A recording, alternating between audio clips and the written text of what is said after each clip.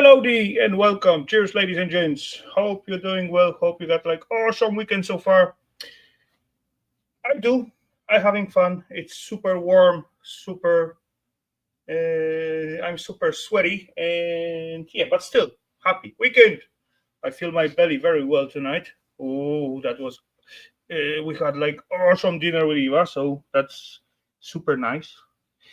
And yeah, now I am a little bit thirsty, so we're gonna start with we're gonna start with welcoming everyone as usual. Come on, this thingy can wait. Okay, so okay. StreamYard side. This in here. Okay, so show come again. Yeah, get lost. Okay, enough. Uh, anyway, okay, so ladies and gents, the guest number one tonight was Mr. Nicky. Hello, there, Nicky. Welcome. Good to see you, sir. Then Mr. Tom show up. Hello, there, sir. Welcome. The big screen ain't that useful as I thought.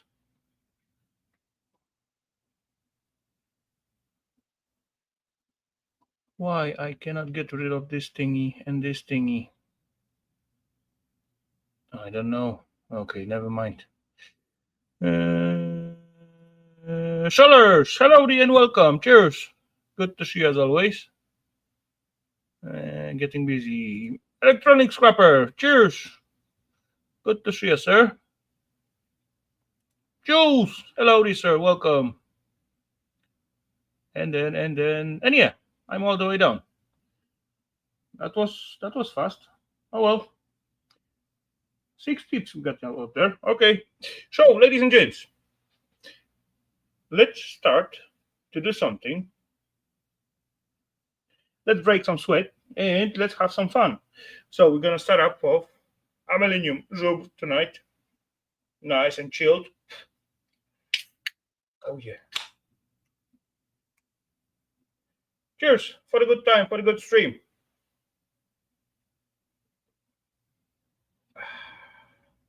Oh yeah, I waiting for that. I was waiting for that. One more. Oh yeah. Okay, so what? I'll pick one. Go for it. Why not? Okay. So this done. Okay, so what have I prepared for tonight? I got like 2 little weird thingy. I just dig down like in the area out there and fish out like few it's telly. See what? I don't know. Hello there, Mr. Tommy. Welcome. Yeah, I digging down those pile out there, so it's kind of get smaller. Anyway, you can see the pancake machine or crepe. Crepe? I think that's how you're supposed to say it. Anyway, I fish out from it like 2 different categories of thingy. One gonna involve some copper. Second one gonna involve some aluminum. And yeah, I got it already on me bench, but I'm gonna need gloves for it. And a lot of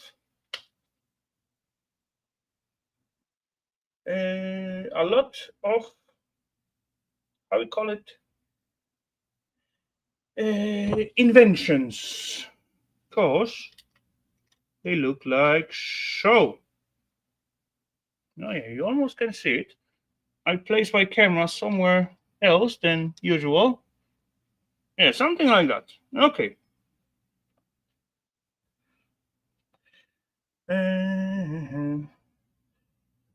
Because it come from Brittany. It could be. I don't know. Probably that is a Danish one. Watching a dog Constantine at. Okay then. So one thing it is some pneumatic cutter. For what that was used, I have no idea, but clearly I can see there's blade in here. There's guide for that blade, and this blade going just, no, I cannot push it up or down. But anyway, something coming in this way, and this blade just with the pressure going like, and cut the thing wherever it's coming through. Good design. As I first find it, I thought that may be useful to cut up some, I don't know, maybe thicker copper wire or something like that. Hello, Jeanette. Welcome. No, there's the camera. Cheers. But I knew I had that thingy somewhere, but I didn't know where is it. I already forgot where I put it. Anyway, I have it for so much time, then it's time to get rid of it. I believe 3-5 years, something like that, and I haven't even touched it, so probably I'm never gonna touch it. So it is time to get rid of this bugger. What I'm expecting out of this bugger, of course, all this is like pneumatic piston, so that's gonna be aluminum, and there's like filter, so that's gonna be probably, no, yeah, seems like aluminum. Those connectors here and here gonna be like brassy bits. I do see copper washers out there just to make it tight. Hello, John. Welcome. Of course, few steel bits and pieces. The cutting mechanism is quite cool. Cast iron, I believe. Seems like. But yeah, probably I'm gonna just scrap it out. Anyway.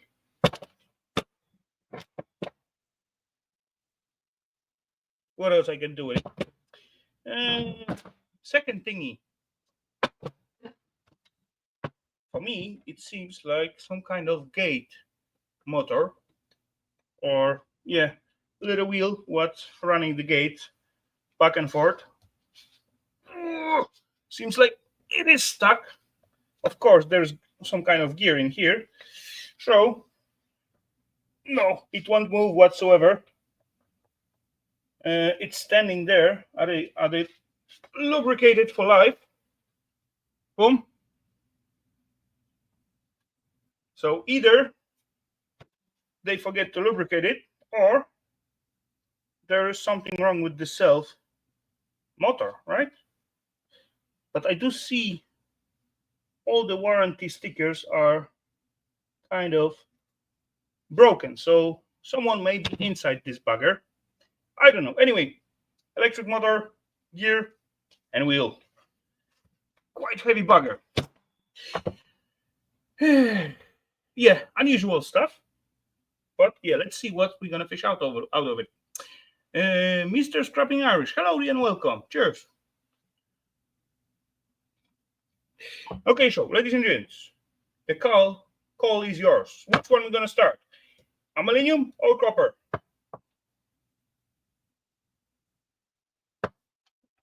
I have the same wheel.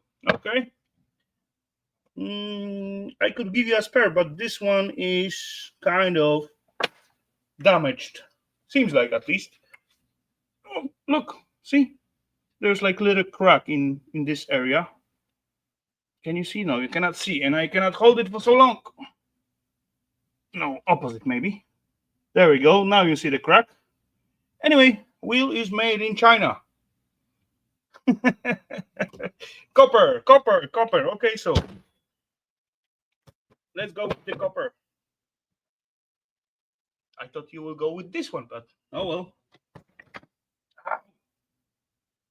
Let's try with the copper.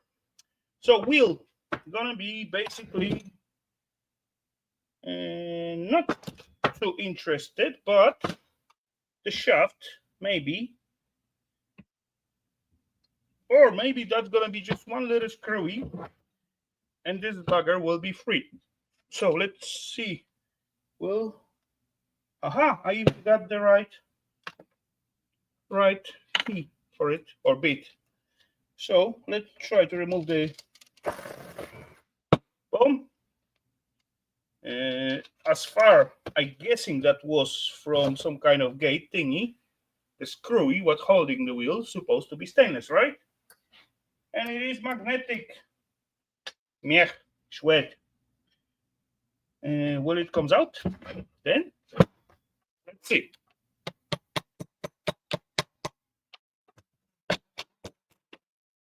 Nope. There's one more in the center, so that's probably the key for it. And that seems like also hex. Hex key, but much smaller. Something like that. Okay, let's see.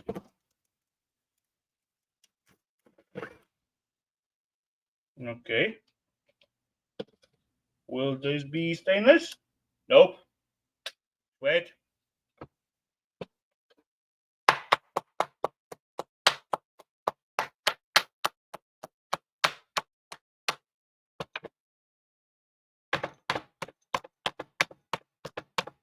I hear the movement by the sound of it. Yeah, it's coming. There we go. A little wheelie. Meh. Meh. What is this? This. Oh! Shaft ain't magnetic, so okay then. I didn't expect that. But that's okay. On plus. Let's try to undo those screws. Yep, those screws are red. But yeah, nice M6 screws. Decent length. 2, 4, 5 of them. Okay. And then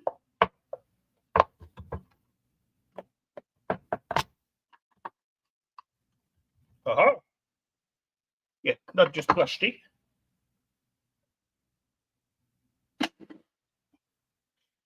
And the opposite side, we got 5 nuts. And what is this? This. What are you? Oh, aluminum. Nice aluminum core. Interesting. Awesome. Kind of cool. Oh yeah, machined aluminum. There were, yeah. There were aluminum little piece. 5 nuts left in here.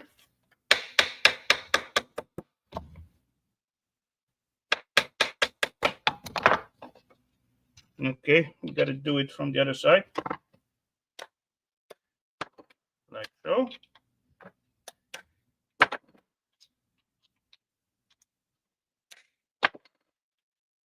Like so.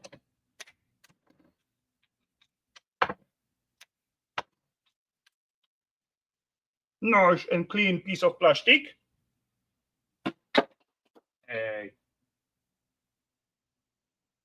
Okay, never mind. So we got 5 nuts with the, locking a little plastic thing in it. And then our gummy wheel seems like it is full. Wait, does they use any wire in it? No. Oh yeah. Look at that. Magnets holding to it. So that's definitely some wire in it. So that's mean there's some metal mixed in. I can drop it into the shred then. Awesome. Even better. Okay, so we got the wheel out. And then we got our gear.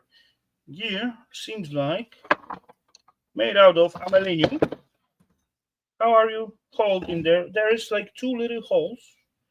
So I guess that's gonna be the thing. What type of the key is it? I cannot see it. Maybe through the camera I can see it. No, not really. Not really. But I do see. Yep, that's the hex 2. Hex 2 as well. But I couldn't do it with the bit what I can drop into the machine because they are way too deep. So 4 probably too big, but let's see. Nope. Nope. 4 is way too big. Something smaller. Something smaller. And that's gonna be. I got a million of them in here. What about this bugger? Yeah, that seems like something. Let's see. Hey, got it. Got it locked. Let's try. Boom, coming.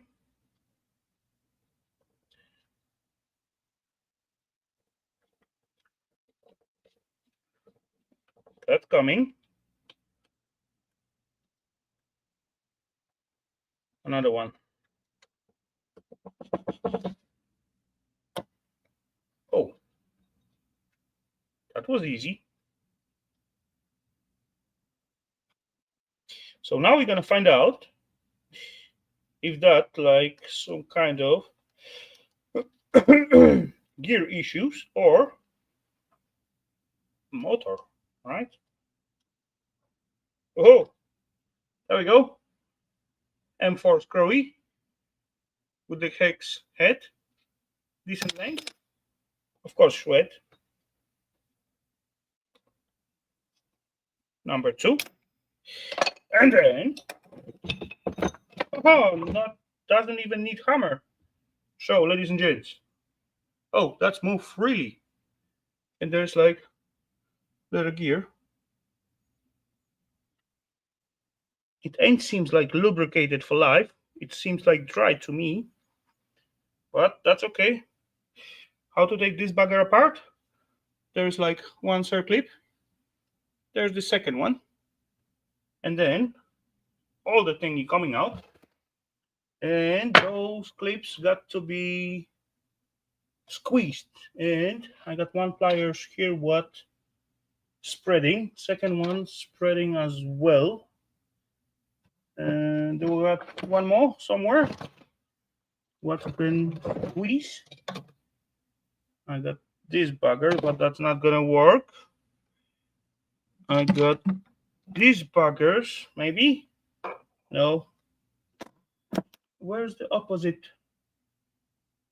Okay, I can be creative and try to use this one and somehow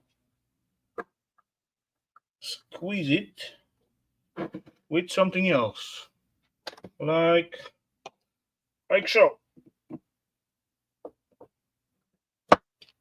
Aha! Got one.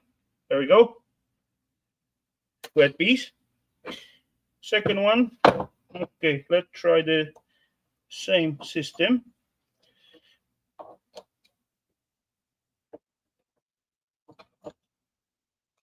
Got it. Awesome. 3. And now this bugger is supposed to just come out.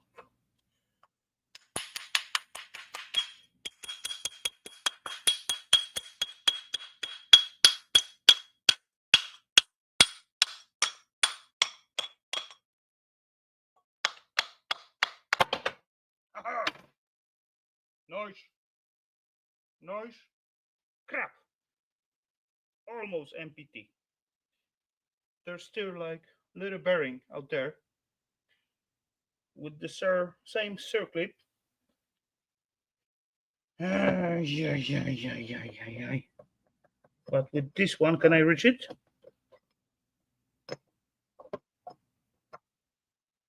Kind of. I did reach it. If I move it like so, as you can see, I am on the slots. So then through this hole somehow I got to put my pliers.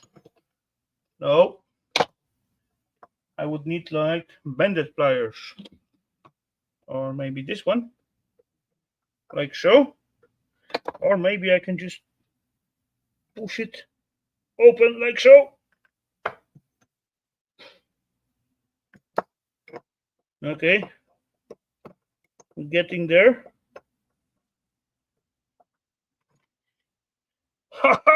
Look at that. I'm the lucky one tonight.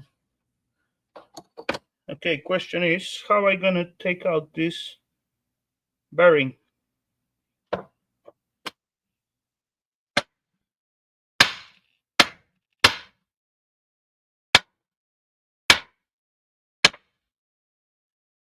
It comes out. Yes, as I said, I'm the lucky one tonight. So this go to the shred, and that's awesome, heavy, big, and clean piece of machined aluminium. Haha! Should we? That's the second today. Second decent piece of aluminium. Okay. Our motor. What do we got? How do we get inside this little bugger? So we got our. Hey, this bugger moving as well. Not quite freely, but. Hello, Lily. Welcome. Yeah. Do what you need to do, buddy. There's little pin what got to be taken out. And to take out that little pin, what I'm gonna need to dry my face off, and then find out like tiny little pin around 3 millimeters thick. Got some punchers here, but those punchers aren't long enough. Hello, resellers, welcome back. There's some punchers. No, that's way too thick for that job. I need super tiny thin puncher, or just something thin like CD drive, little rod, or something like that. I used to have million of them in here. Of course, not when I need them, but that's nothing new. Okay. Can I find the little hex key? Thin one, maybe. Or wait. Got some punchers. Aha. Let's try. Yep, it get way too warm. That's why they disappeared. Plus, I got some stupid infection on my skin. So I need to put some kind of cream on it, on the spots. And without hair, it's like a little bit easier. Yeah, I also get like infection in my eye. Half of my eye is like red. I don't know if you can see or not. Yeah. I also get some shit for this.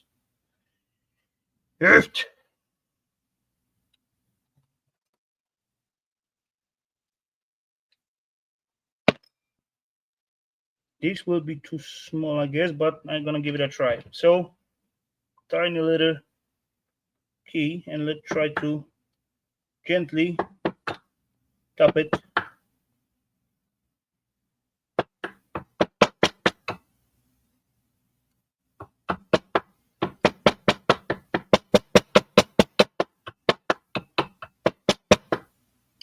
Could be slightly bigger. Mine gone by themselves. Okay. So I did help them out a little bit yesterday.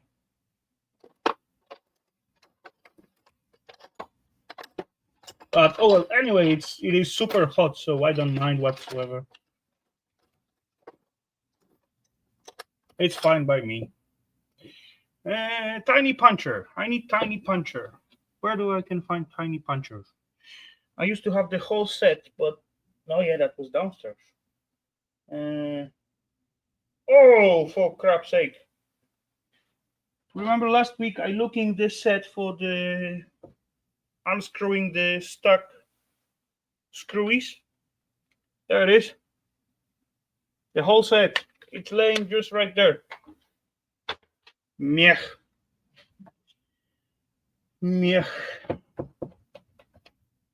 Okay, let's go back to the punchers because that's what I need. Let me take this little thingy out from here. Can I? No, I cannot take it out. That's all too thick. I compensate with big beard. I did get rid of mine. You see? Redness. Redness. Redness as well. Yeah. Some shite. And this thingy itchy as hell.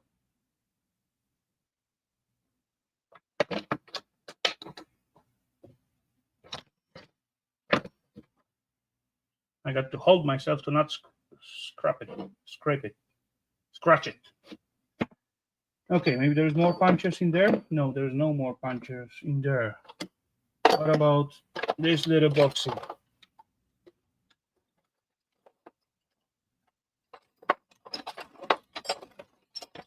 Maybe it is, but I don't want to punch this key with the hammer so much.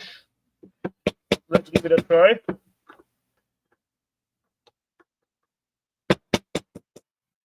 Be gentle. Be gentle. No, that's not gonna work. Where's my set of punches?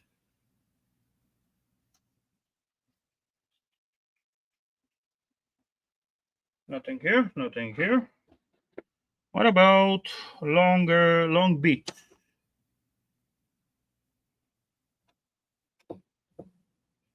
About time for me. Oh yeah, scrap aluminum can. Cheers, mister.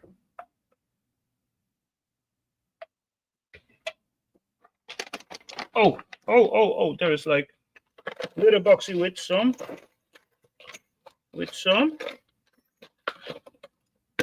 Thank you, electronic.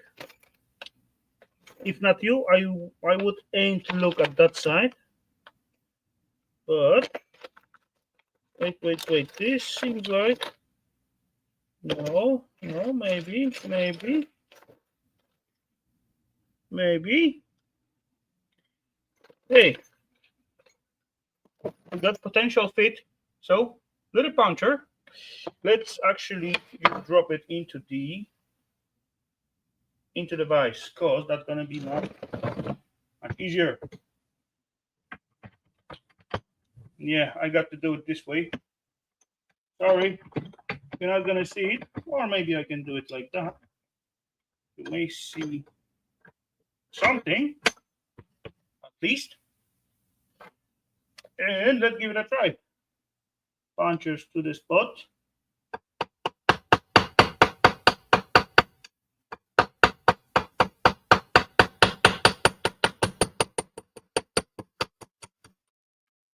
Aha!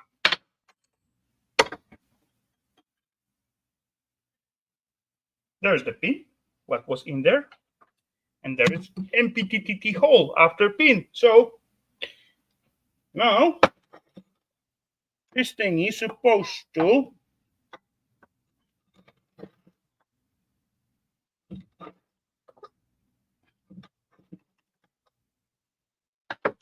but it will not. Okay, let's grab it with the vise again and give it like few gentle taps, like so. Something fall off. What was? I don't know. Little ring. For what? I don't know. Yeah, that was like little distance ring, but holding this on the right position, I guess. Anyway, miech, magnetic, shred, ring, shred.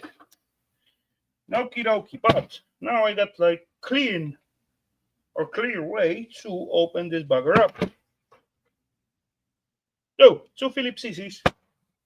That's too easy, right? I guess. So Phillips CCs, where are you, little bugger? Now all of them become flat. Let's see. One little screwy. Wait. Second little screwy, little scratched. Uh-oh. Ain't fit anymore. Let's make it fit. Boom. There we go. Almost.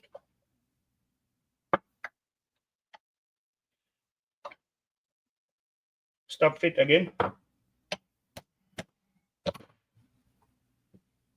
Ah, the screw is bended, as you can see. Coming. There we go. There we go. And then, aha! Some little piece of gummy falls out. I don't know why. Yeah, sweat. And what do we got here? What is this? This? There's like rotation control in here. Plastic. So every time this thingy turn, hit like, there we go. There's like little contactor. Every time when this little thingy turn, that hit this contact and boom, said I'm on the spot. Okay then. I don't know for what, but I don't need to know it.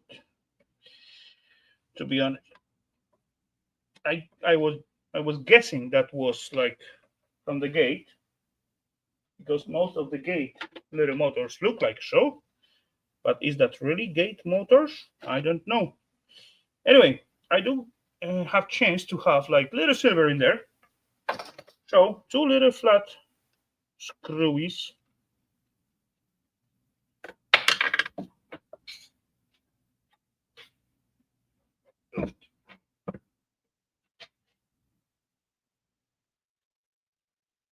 What seems to be brassy, are they? Maybe not magnetic. So or so. Wait before I drop into my glass. Okay.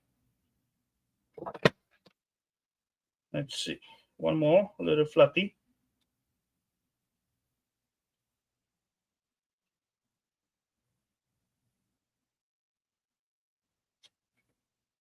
Boom. That's some kind of our control. Plastic distancer thingy. And do see two more screwies for Phillips. And this thingy, I don't know. Let's undo the Phillips CCs. One coming off. Easy. Look like a bomb. It's not a bomb. No worries. Anything can explode. That could be me only, I guess. But yeah. I would need much more pressure. Okay. Two screwies off. And then, no, the whole thingy comes out. Okay. I don't know what is this. There's like wire going in, and the engine, actually the whole motor, moving this as well. And this thing it turn. I don't know. Isn't that those kind of brakes or something like that? because I do see 3 screwy. What's holding all this mechanism? I think that was just those brakes, engine brakes, or something like that. I'm not sure though. Anyway, let's cut it out. So, Dino DNA from Jurassic Park. Okay, I believe 3 screwies spreading us to find out what the thingy does and how it does it. What I'm looking for is some side cutters. What I had in here somewhere, but cannot locate it at the moment. As usual, when I need some stuff, I cannot find them. That's nothing new, but I really need side cutters. I will like pull out this little pin from there. Or maybe I don't need to. Anyway, shaft seems like steel. So all what I need to do, undo those 3 screwy in here, but they are super tiny. Uh-oh. Uh-oh. Holy crap. It's working. It fit. Dang, 2 of them let go.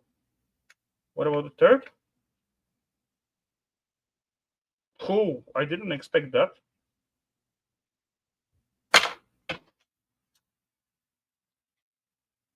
That's the second time I dropped the tools on the floor. M3 screwies.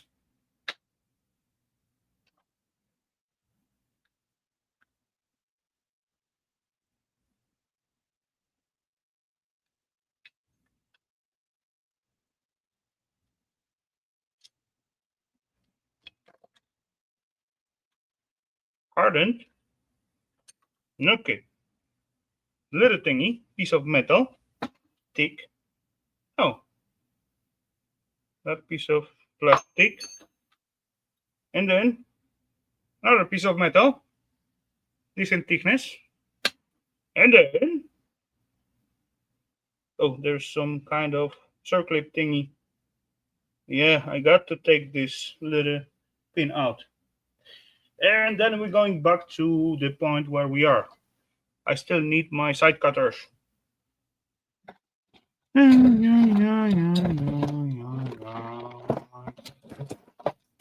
Where's my side cutters? Who take my side cutters? If I recalling correctly, they have like blue handles, blue and black. Stop throwing tools on the floor. I'm doing my best. Not my fault. I got like a little flatty. No.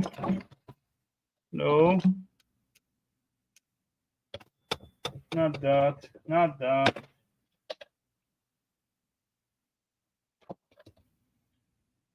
Oh, wait. Black and yellow? That could be. Success. I got it. So let's give it a try. Will it work?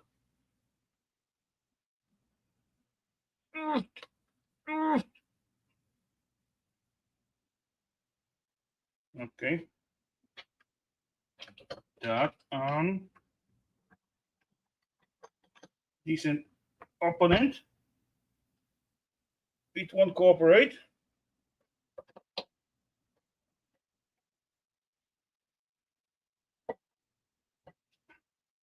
Yeah, with the little persuasion. There we go. Oh, holy scrapoli, look at that. It comes out by itself. I just catch it with the finger. Okay, so that's sweat. And then I'm supposed to be able to take this thingy out. Right? What I assume gonna be copper coil. Or maybe the opposite way. Maybe this plasticky thingy. Yeah, that's got to go this way. Or maybe not.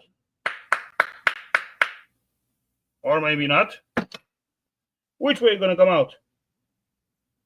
Little bugger.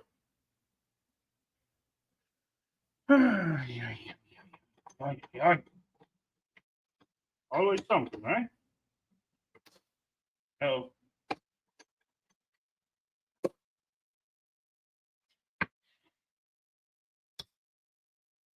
Okay. That's got to come out this way. There was like little plastic what covering the metal shield. So it's got to be this way. No other options. So let's try screwdriver.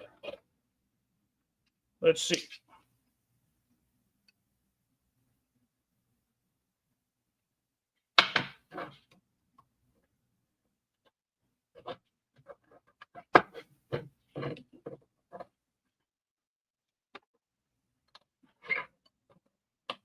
Coming. Kind of.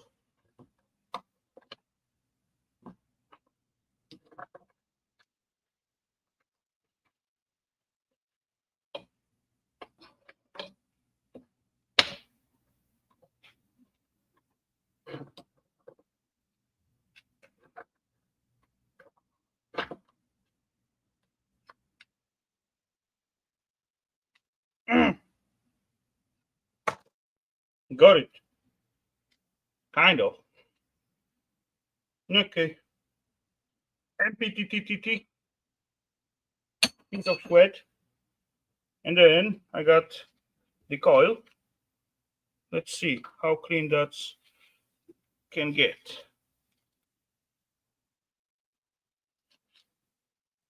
Oh yeah, almost. There's a little bit left, but no worry. Huh. We got some copper. Awesome. So far, so much. Ain't a lot, but come on. It's something. So let's put it there for now. And then, okay, what else do we got? Two more little nuts. Seems like 7, 8 mils, something like that. I got 10er. I got 14. I got. Oh, there's some tiny. No, it's not tiny. Okay, let's try to use the pliers.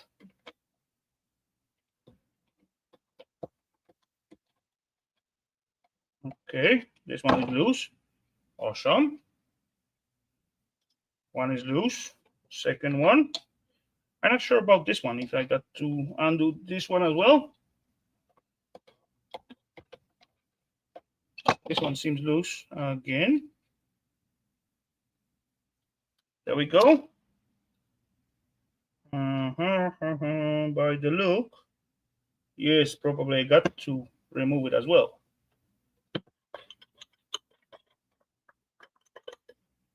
Or maybe not.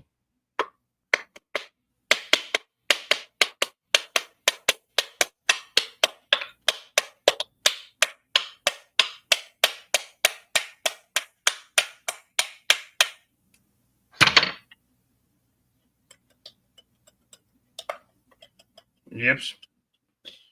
Okay, let's see. Let's try to grab this nut into the vise. And then,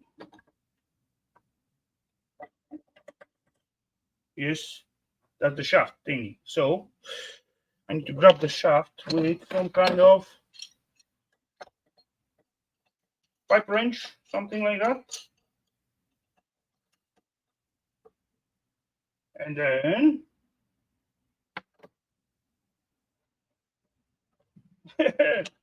it's working.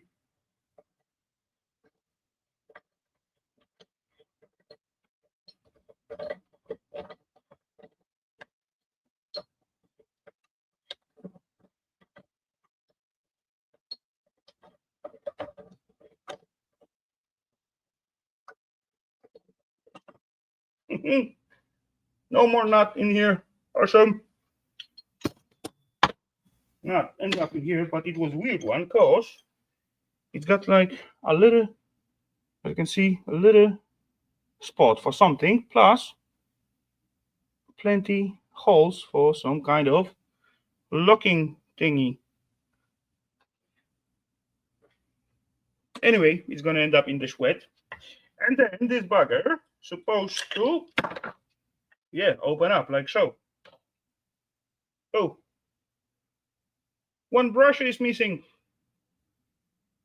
But this piece feel like aluminium. Awesome. And then, oh, what a shame. That's the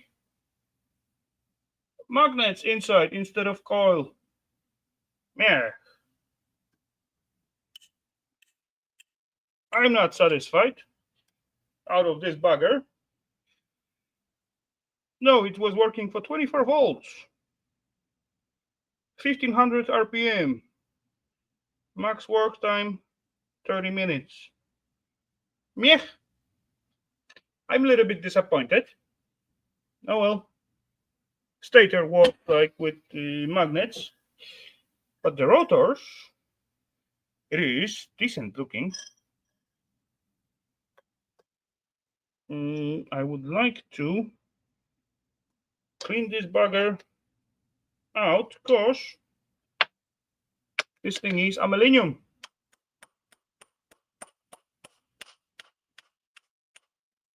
Nope. There are screwies, Phillips CCs, and as well, those little buggers got to be out.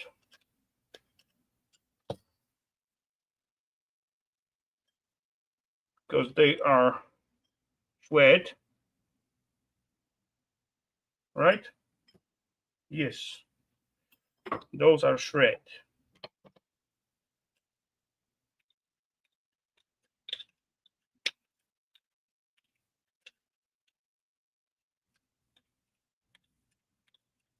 And actually this rotor, it is scrappable because it ain't covered with the lacquer or something like that. There's like little blob in here, as you can see.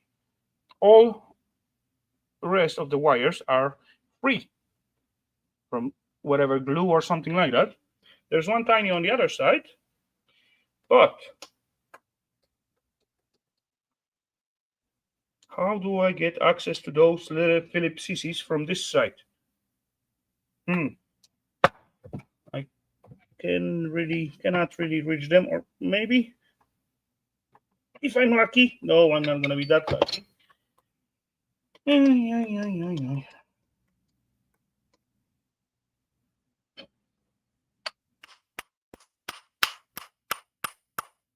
I can try to rip them off, but that's probably not gonna work. Or I can actually cut it from this side or from this side. I don't know yet. I'm gonna find it out. What else? More bearing and the shaft. The shaft gonna be sweat, so, and it was standing on it, lubricated for life. And look at that, it's totally dry. Yeah, that's sweat. Okay, what about here? Do I? Yeah, in here I do got access to the crap. It dripped on my glasses.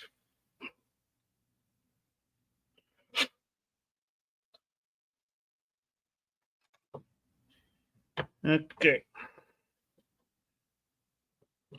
One screw off, and then there's like a little brushy holder.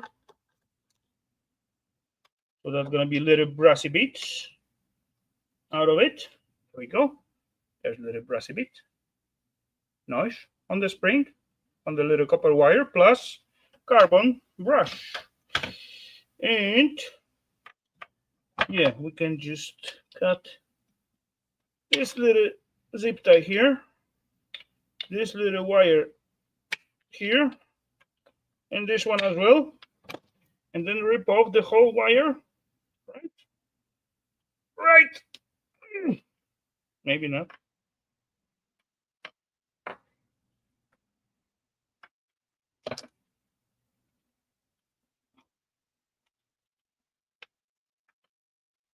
Yeah, there we go. Wire part. Okay. Yeah. The carbon thingy. Okay. This little screwy holding like two M&Ms, two capacitors, filters, or some, they may have silver, to the collection. And then I'm left out with like piece of aluminium together with the, like decent pieces of brassy somehow fused inside. How? I don't know.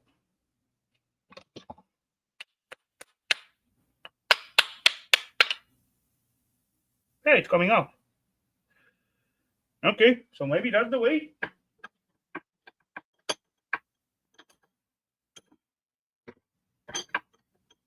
Or maybe that's the way.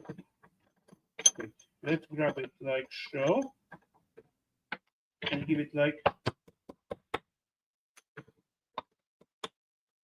gentle taps.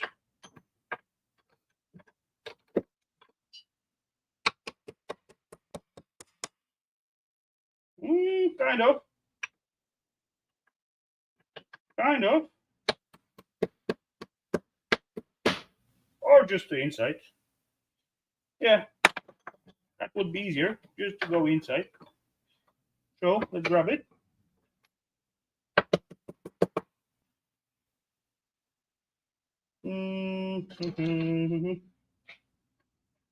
Something like that.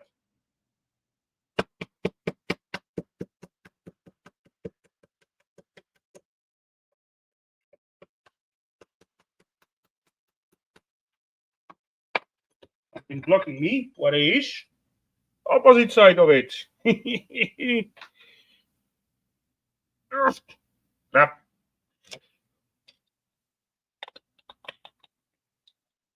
Come on out. I asking you nicely. There we go. Look at that. Nice, chunky, and heavy piece of brass. And then, what is this? This is plastic. So let's try to push it through as well. Because we don't need plastic in our aluminium pile.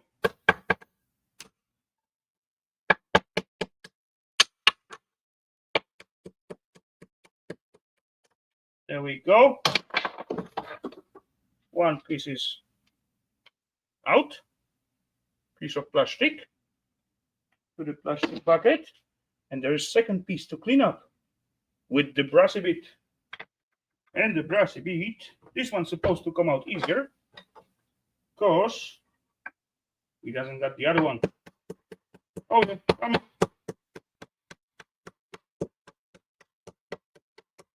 Boom.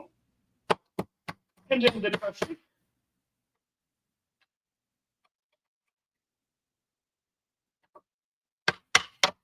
There we go.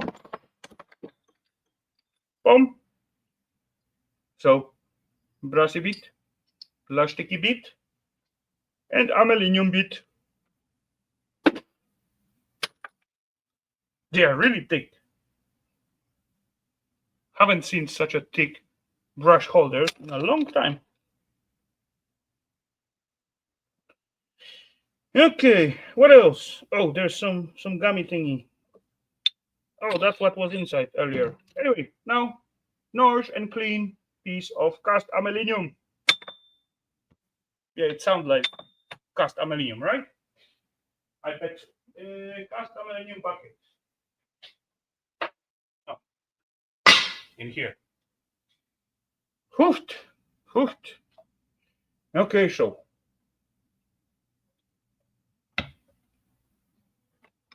we got this stupid kind of a little bit rotor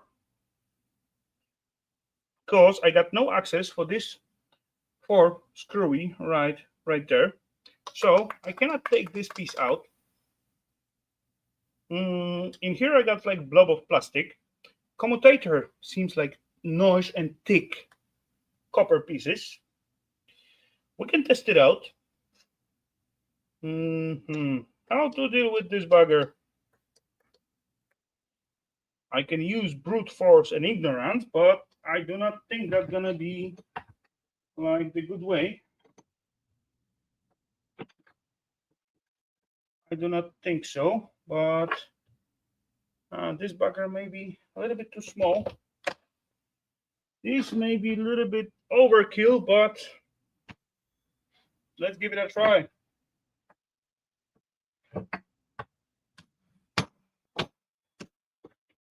Hey, that does work.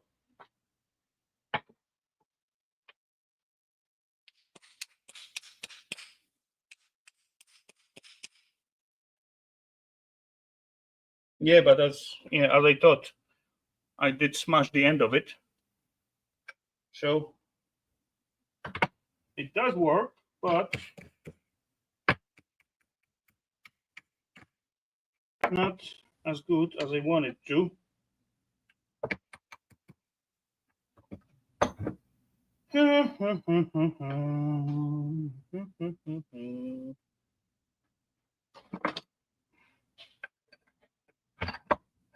Yeah, I'm supposed to use this big puncher.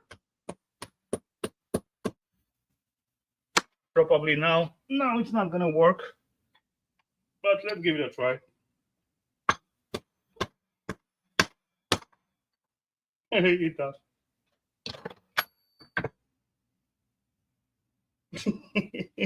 Okay. I did smash it, but the berries go through the holder. But yeah, that's okay. As far I'm gonna have like access to those screwies.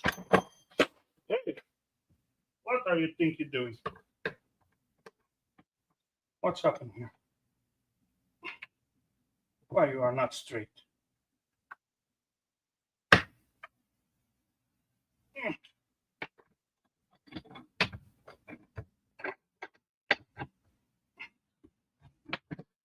There we go.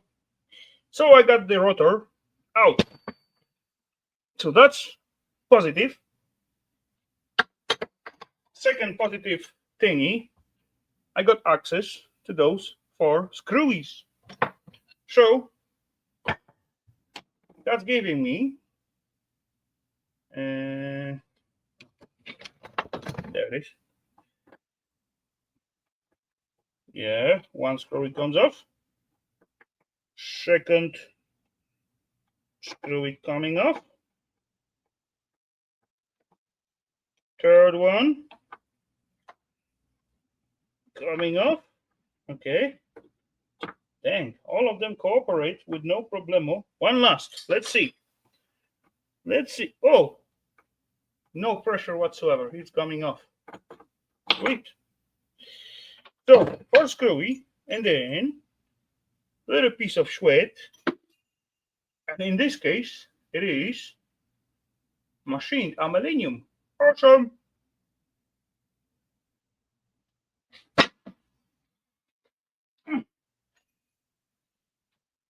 So what do we got left? These buggers.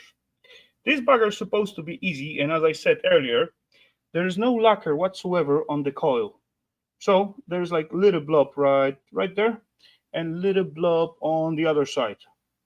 That's all from those sticky glue, lacquer, and that kind of stuff. So supposed to be easy enough just to grab it. Yeah, this way. Oh, wait, maybe no, never mind. Okay, grab it this way, and what we're gonna do, just like standard little rotor. Yeah, maybe I supposed to mute the mic for a second. Where is it? There it is.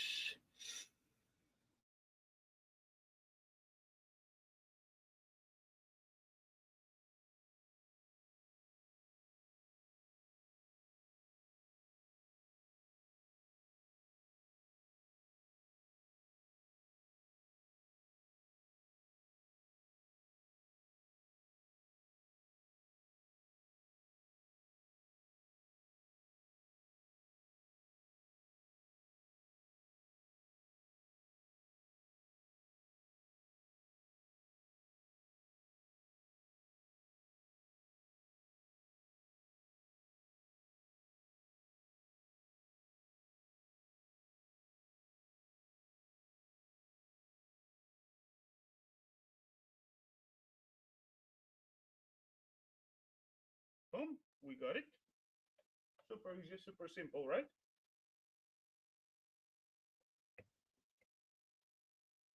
Yeah, already some little pieces of copper falling out. Okay, I'm gonna grab my little copper bucket for that kind of thingy. Gonna set it right under the bench. Hey, what? Okay, never mind. I thought there were like some stormy weather outside, but it's just my phone tricked me.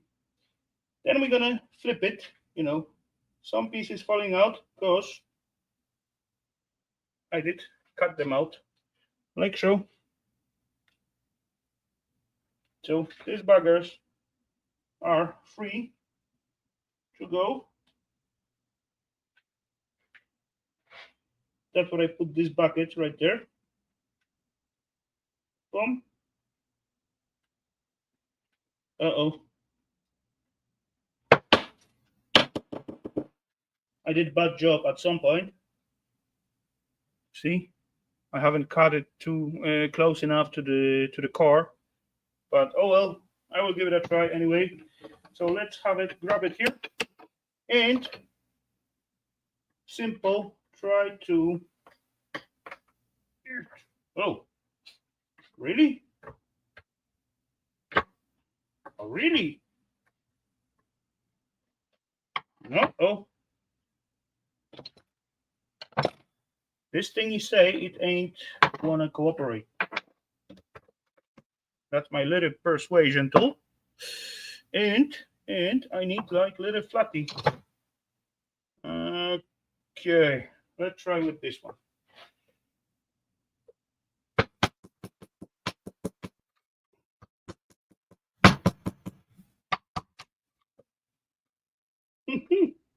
Dang.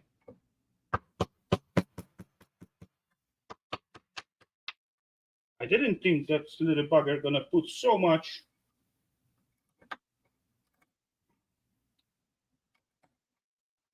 force, but okay. Anyway, got one piece. Yeah. And we're gonna go like one after another, kind of. So there is some glue on it. And I thought there were nothing. Okay. I'm surprised.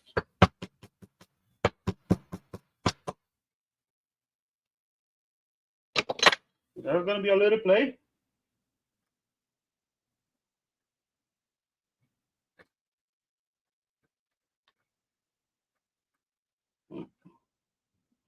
Oh well, no one said it's gonna be easy, right?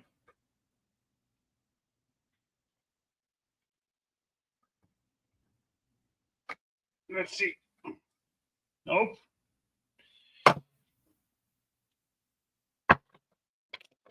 I need something. I don't need something flat what I can hit on. No, that's good. Chisel, no. I had just a few moments ago like flat one with the hit head. Yeah, like this. Okay, let's try it again. Now.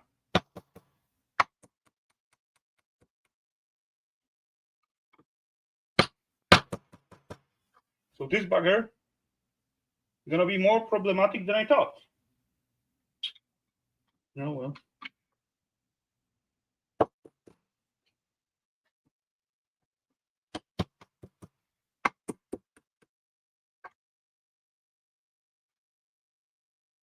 I know what I'm gonna do. I'm gonna mute the mic.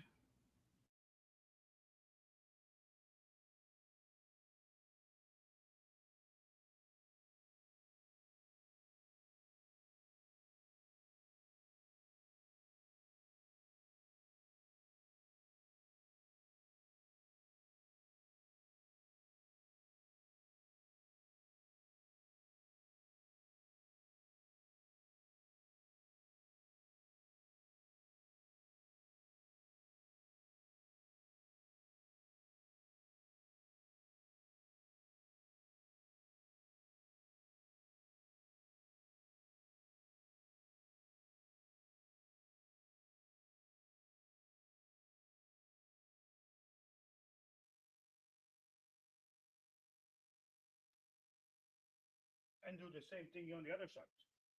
Then I take off this lot of copper from the top.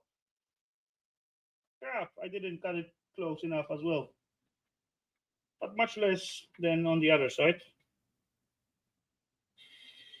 And then my plan is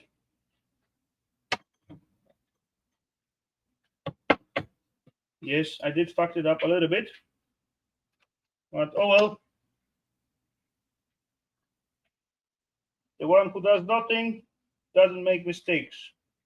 Anyway, look like so on this side, a little bit too far away from the edge.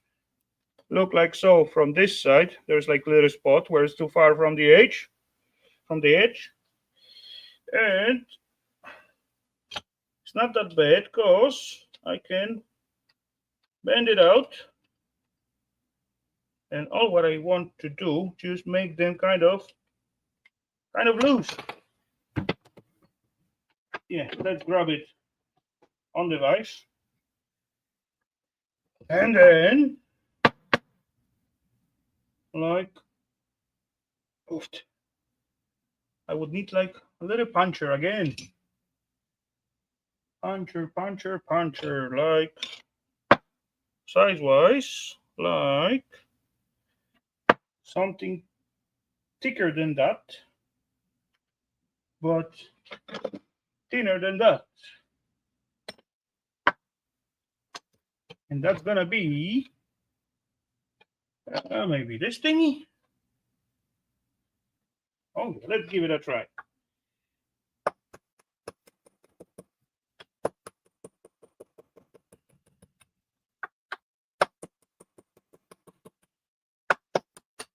Yeah, do see some movement.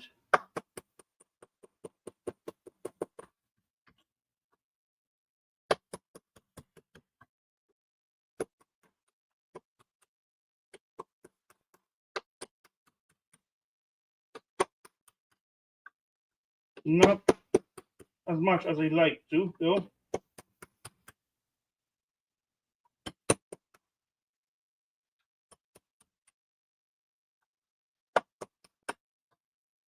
Okay, let's see.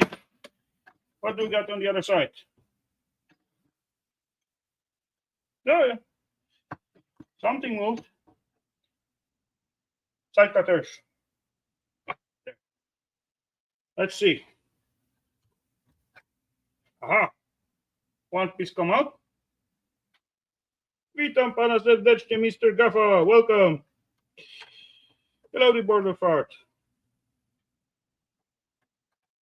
Okay, coming out. Not as I like to, but coming out.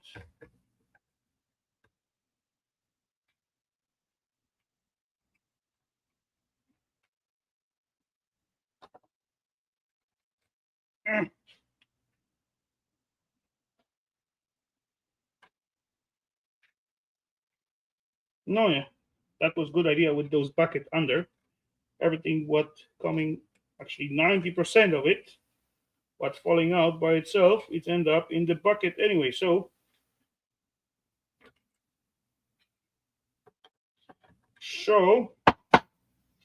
okay, this little bugger won't come out so easy, but let's try to pick out part of the commutators. Will they cooperate? Oh, got one.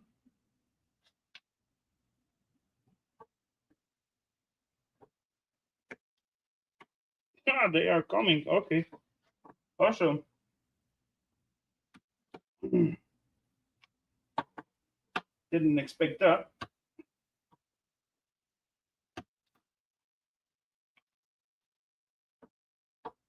I'm gonna show you the handful of those thick copper pieces in a second.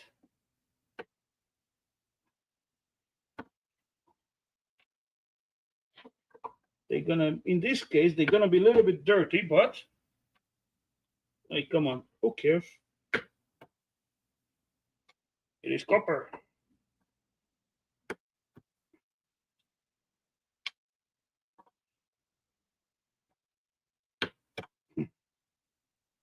Okay, two more. There we go. Last one. Aha.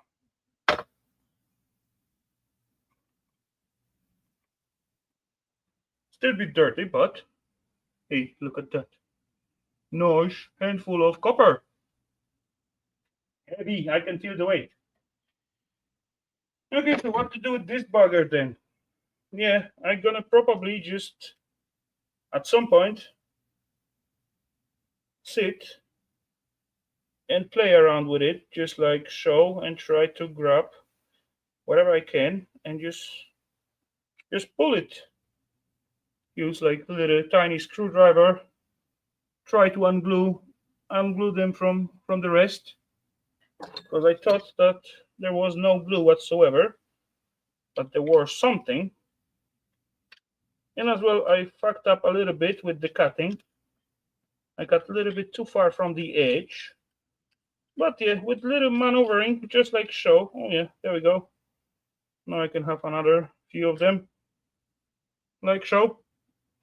Yeah, that's gonna just play around. And this as well, ending up in this bucket. And my glasses are totally wet from me sweat head.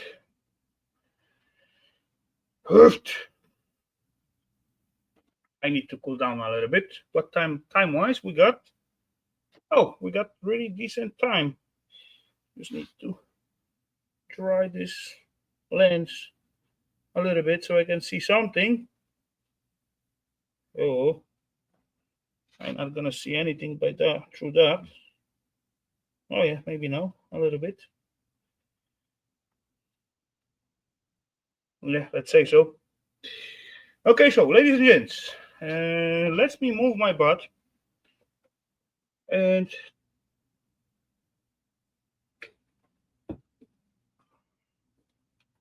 take a little sit and get like a little cool down break. So let me move myself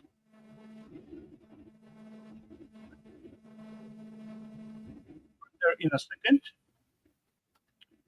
And after like 1 hour, other 6, too warm, way too warm for me. Anyway, I'm gonna meet you downstairs, peeps, in like a few seconds. Where's my mouse? No, there it is.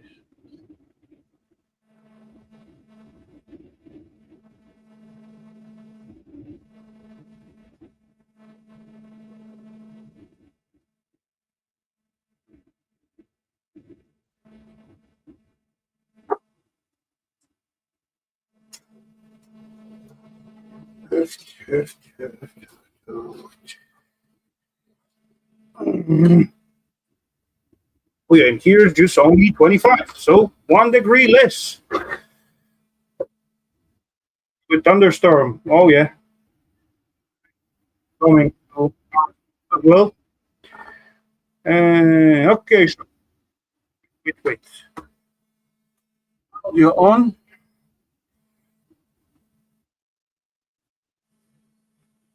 Oh, holy scrapoly, I'm like super red.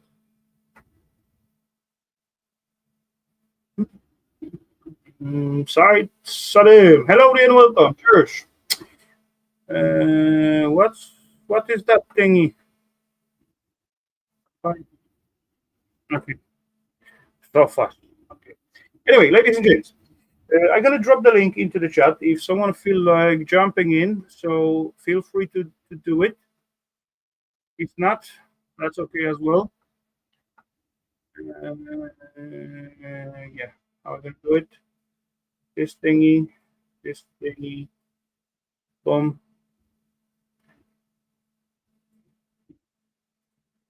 boom, boom.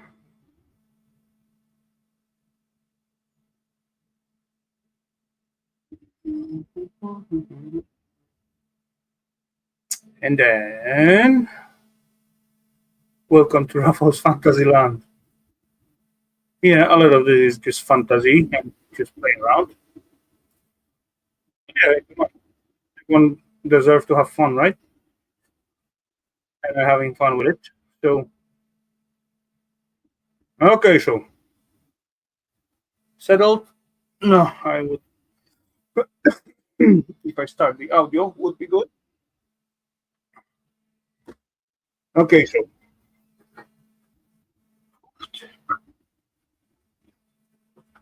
now I'm gonna cause echo. Come on, shut up.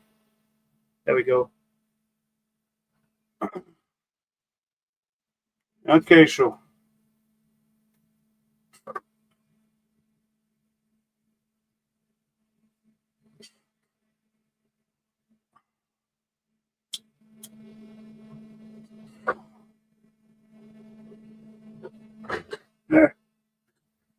those sweat drops itching me,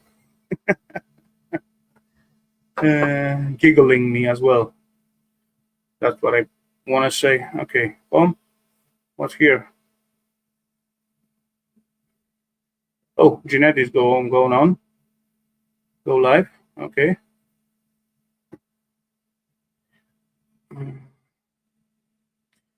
The basement is air conditioned. I do got air conditioning here, but it is those one of those portable one, and those exhaust pipe warm up much more than the self unit cools down.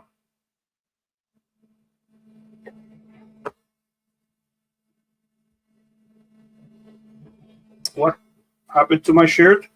I just clean up my face from the sweat. That's what happened to my shirt.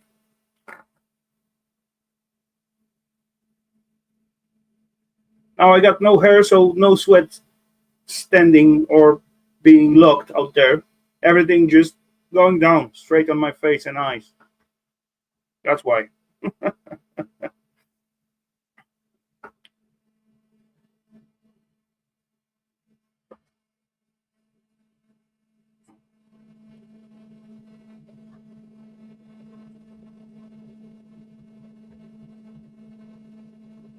Simple answer.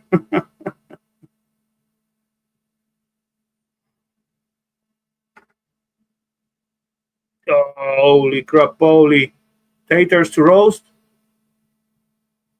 How could you forget about that? Anyway, good luck. Find the good one.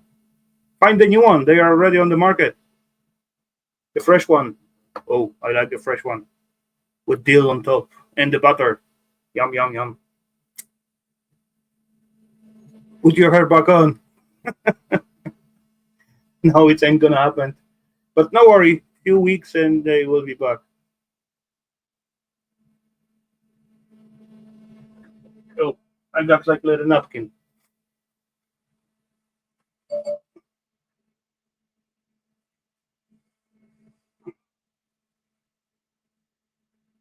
Oof.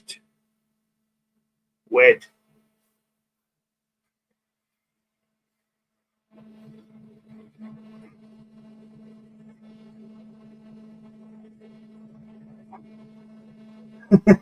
Even Eva asked me, "Do you need a new T-shirt?" No, it's okay. This one is gonna dry out soon. No worries.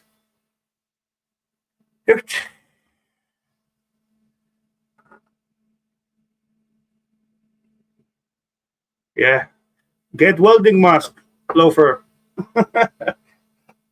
Sunglasses may not work.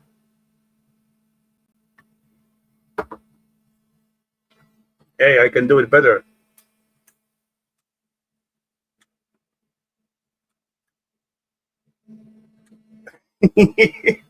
What about now? Now it's shiny. Shinier than Irish, right?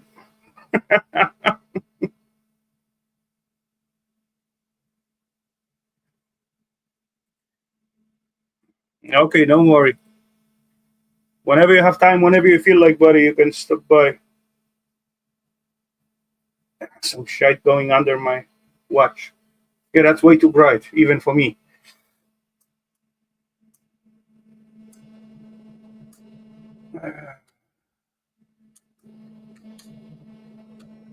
Yeah, like so. That would be good.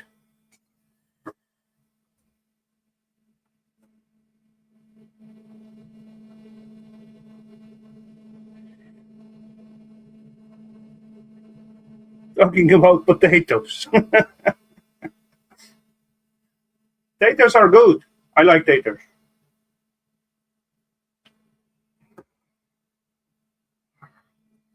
Tonight had rice for different, but yeah, taters are good. Me like it.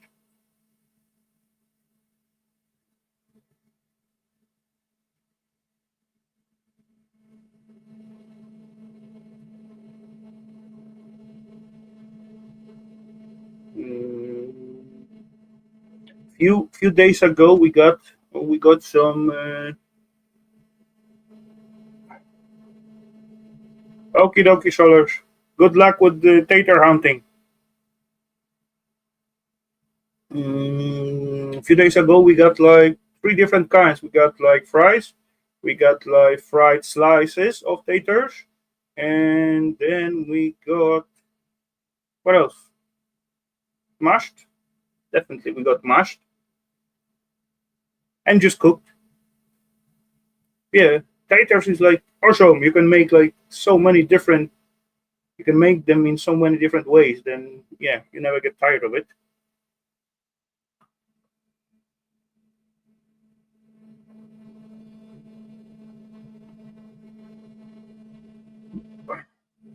Working on cleaning up some gold and replacing the sorry front end of Subaru. Okay, good luck. Good luck, sir.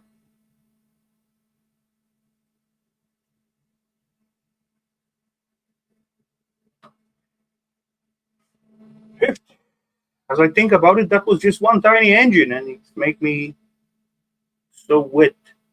Anyway, it is hot, so and moist, and I haven't drink enough cold beer.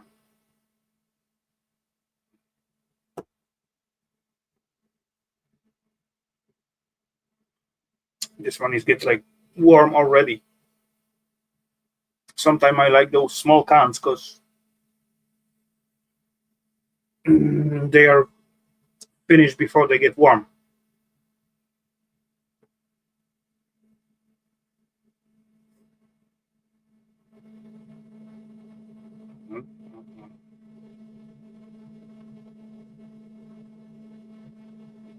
And soon I believe I'm gonna grab one right after this one finishes. Still sweated like a hell, still water on it, but it's not that cold as I would like it.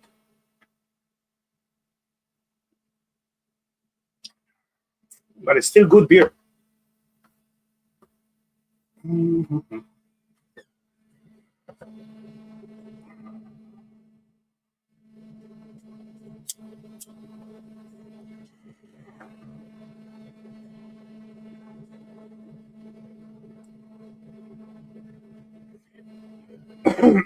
Have you guys realized there is like commercial over the chat?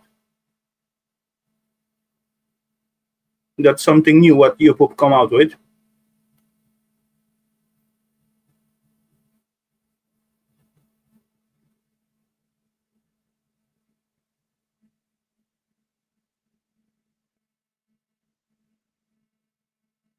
At least at the PC.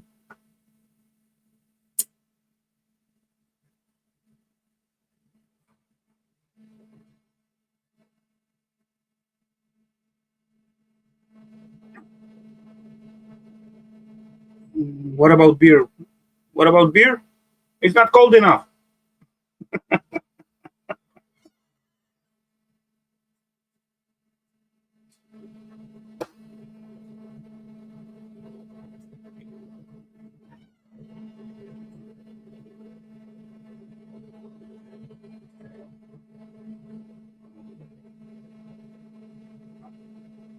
So it's got the vodka. I don't think so. She went for taters, so she couldn't drink and drive, so probably not.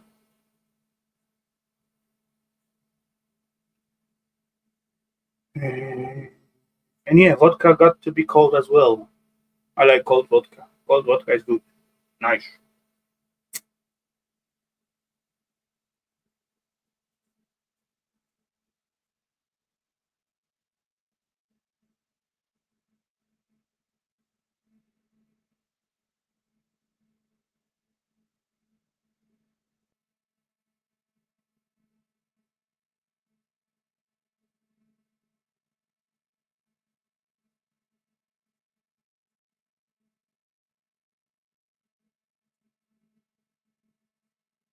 Okay, so peeps, come on, either get active on the chat or jump in. So I'm not gonna sit here just by myself and yapping without. Uh,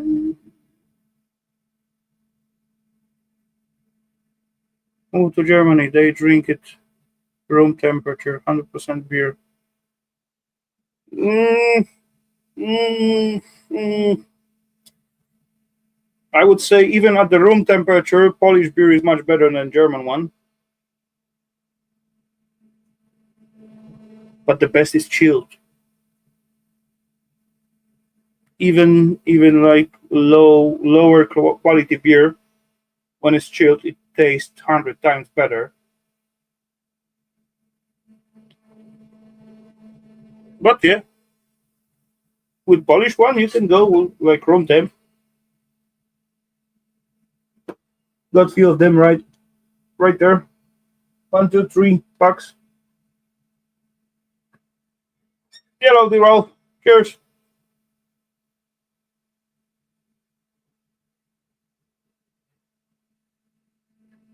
Just a few minutes ago, I put up all the lights what I got in here, and I was like more shiny than Irish.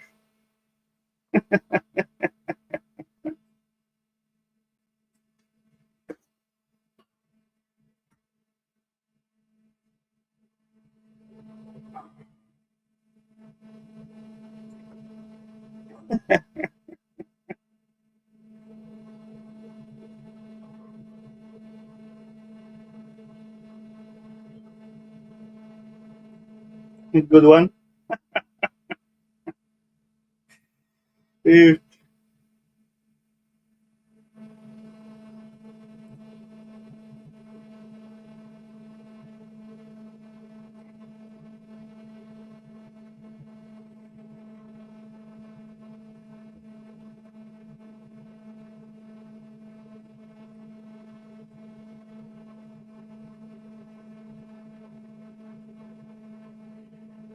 any plans to visit scrapyard?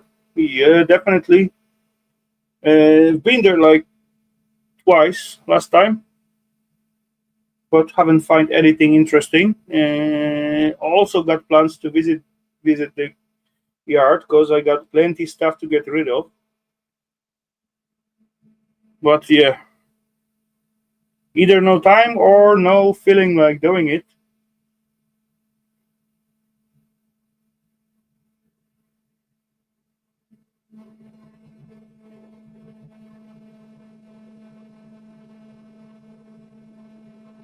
Is that the basement you in?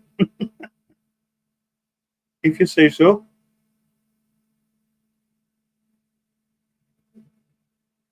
Yeah, there were some boards, but you know, I don't want to take like I don't know 2 or 3 boards at the time. If I see like box filled with good stuff, then I'm gonna buy it.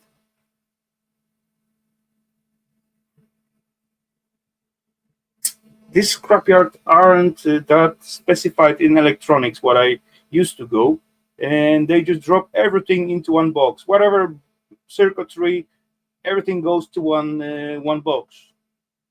As far as I see, like let's say 2 or 3 motherboards at the top, and all the rest is like shite. So I just grab like 2 or 3 motherboards and then just buy like I don't know 1 2 kilos of the boards. But yeah, that's not the way how you make the money, right? Of course, it's gonna add up after some time, but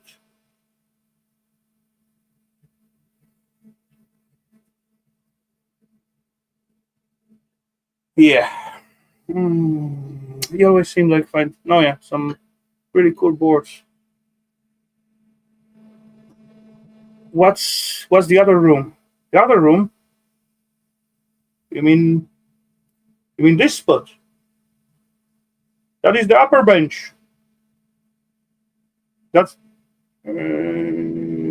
there's like on the top left corner you see my workbench. Right after this workbench there is like stairs. What is behind me, right somewhere there, and they leading up.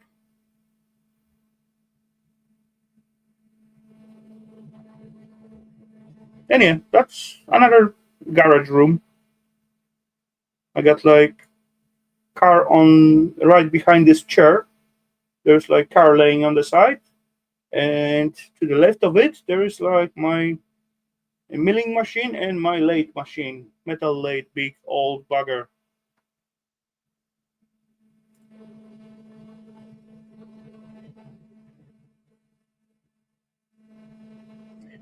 I've been cleaning up the garage and shit, and took my worm bridge apart. The stainless steel plate came off. Gonna need to get some good glue tomorrow and put everything back together. Glue or screwy. Hello, Mr. HH. Welcome. Cheers, Chris. Yeah, I can show you the upper bench. No problem. Just give me like 2 seconds.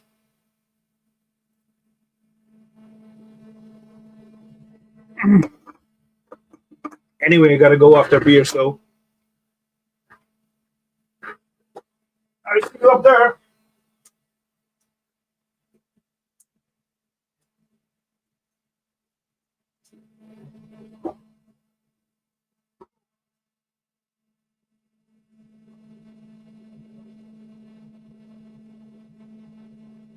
No, yeah, unmute this mic, so.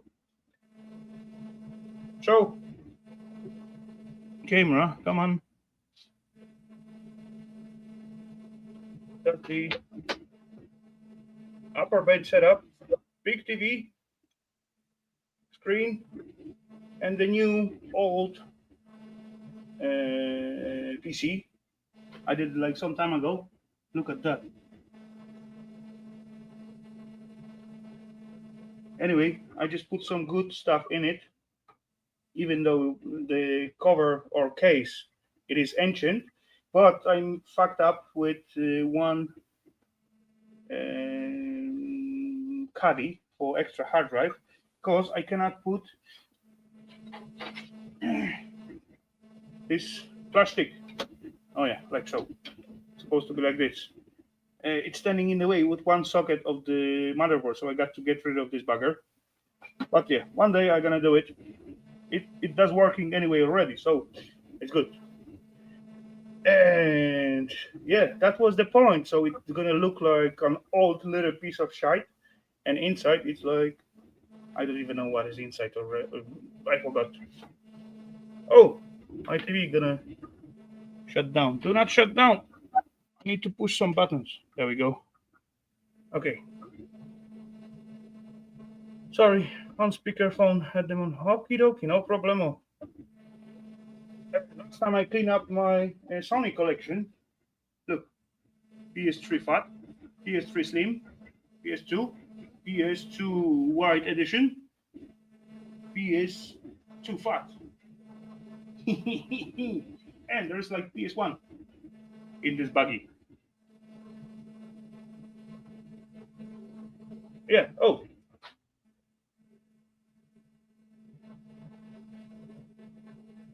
Anyone knows something about this? That's good rule. Tool rule. Don't touch them, don't borrow them, don't move them, don't even look at them. Yeah. Other side. It's like workbench all the way, but now I put my car too close to it and it's laying on its side. I'm on the process to finishing it. Seems like a good few years. But yeah, one day. Crap. Wires. Yeah, I welded in like half of the floor, so and some of the wheel arch and some other stuff.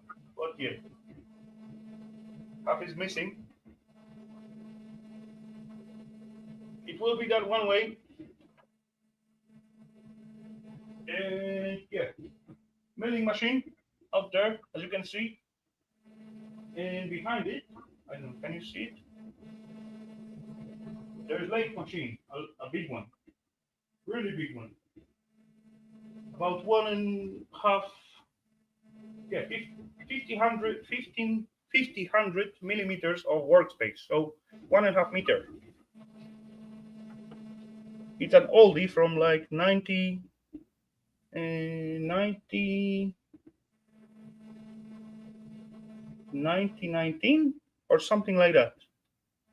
I guess it saves space. Yeah, it does save space. Yeah, it is on this side because I was working on the floor on it. As you can see, half of it is like new. Ah,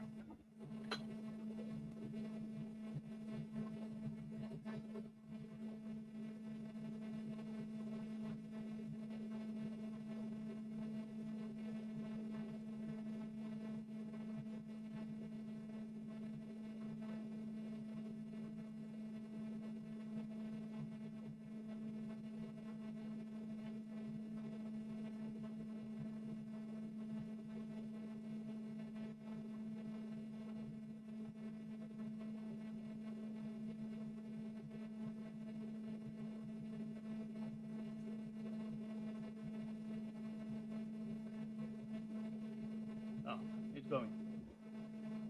Okay then, we got it. As you can see,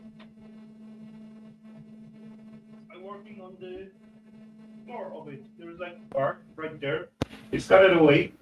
And there's the new one, what is already welded on. Another piece laying, I don't know, somewhere. But yeah, it was super rusty, so I got to cut it out and put the new one on. That was the reason. And as it's laying on the side, it's much easier to work on it. Surprisingly. Okay then, let's put the camera back on the spot. Like so. Something like that. Okay. The light thingy, you cannot see it. I don't know, I can try. Not promise, but I can try to lit it up a little bit.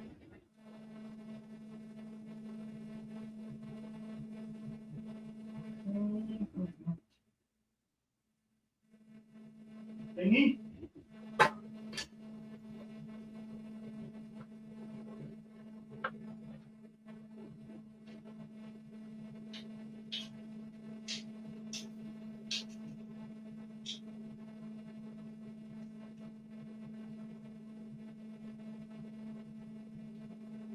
Okay.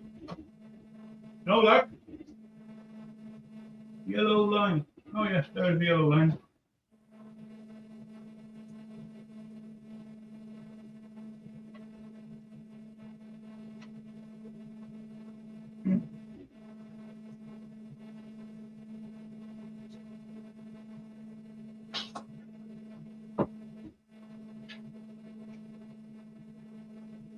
Oh.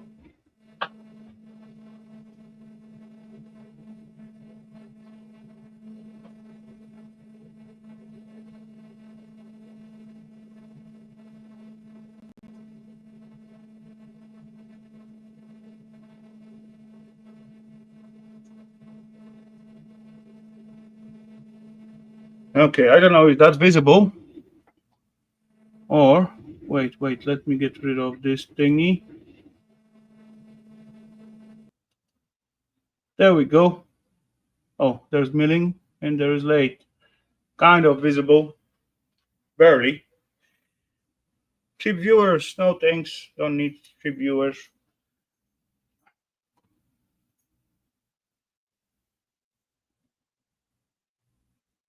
So your garage has a basement. Yes. The whole building was an old milk factory. They make like cheese and milks and yogurts and all that kind of stuff. Even above me, I got like big tanks connected with the pipes, so for fermenting milk. And at the basement, in this basement, I don't know what was that, but there's another basement with like million shelves to like aging cheese, the yellow cheese. They got like million shelves, and they just set up like cheese in there, and they just grow it out there.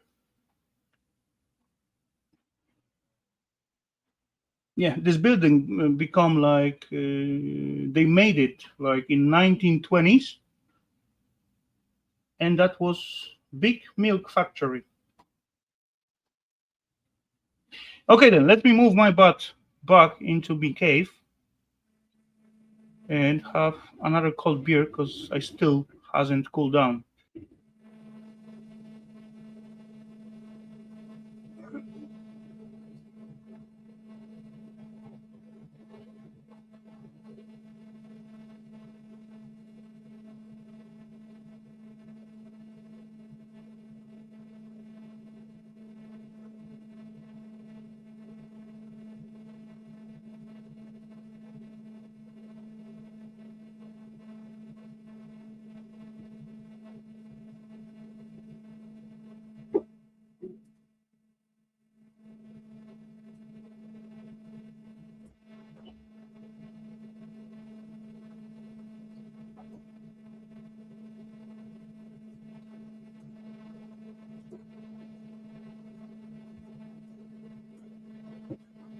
Oh, I got the small one this time. I hope that's not gonna get warm before I finish it. Okay.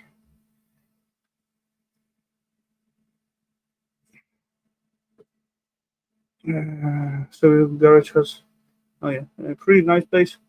Yeah, it is a lot of space, but I did fuck it up almost like Ian his shed. So now I got to clean it up and get it, you know, to be useful again.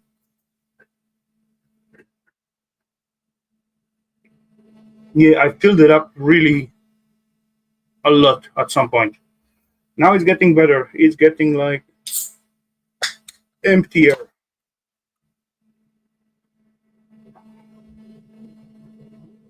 I'm on it. Cheers.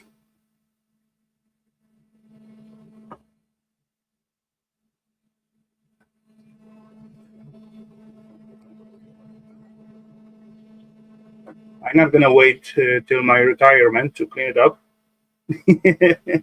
That's not gonna happen.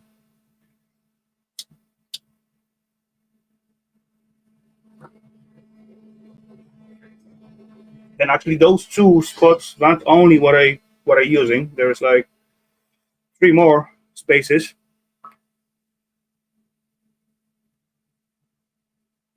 I'm in the middle of that now. Got to clean the yard up so I have room to clean up the shops out. Yeah, come on. We all at some point become some kind of hoarders, and then when we realize it's too late, and that's a lot of work. Repair, restore, recycle. Hello, and welcome. Cheers. Good to see you, sir. Wouldn't it be fun if Ian had a car in this on its side also? Okay, come on. Size wise, though, his pile look like, yeah, that the car could easily fit in there and be covered with the stuff.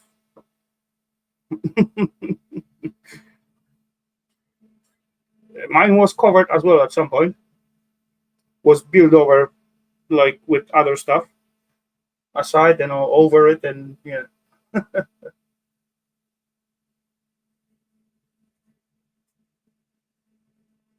Yeah, I bought that car like many years ago, and plan was to make it in about like 6 to 8 months, something like that. Supposed to be like good again, but nope. After 5 years, it's still like barely touched.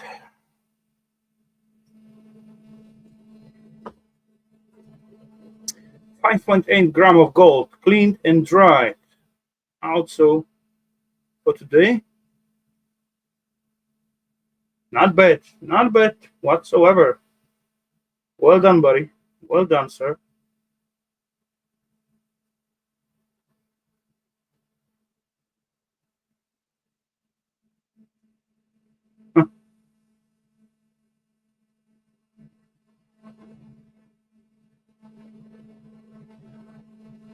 Okay. Hoarding scrap, and that's not pay for itself. Holy crap! Oh, that's no good whatsoever. Definitely, that's a bad stuff.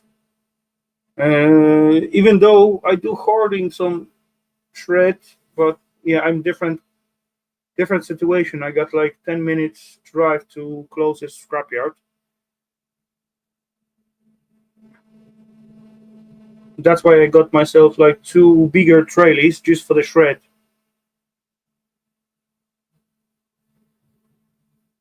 Yeah, bigger trailer. Anyway, 750 kg. That's the I call it bigger because uh, all rest I got like three five 500 kgs trailers. What I don't have to pay any tax for it, and I got two 750 kg. What I got to pay for it every year. Like it's not a big money, just 150 kroners for each one. So about 30 bucks for two yearly. But still,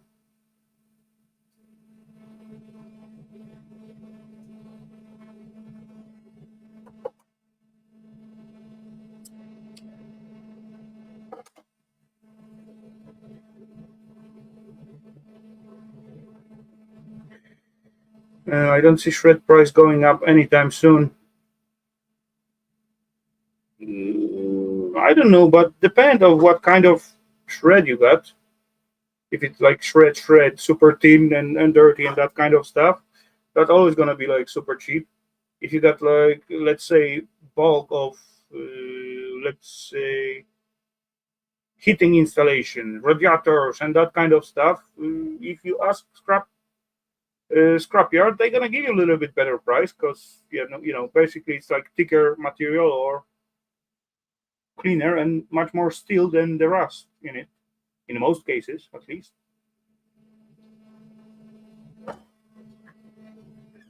At least they does that in here. When it's something thicker,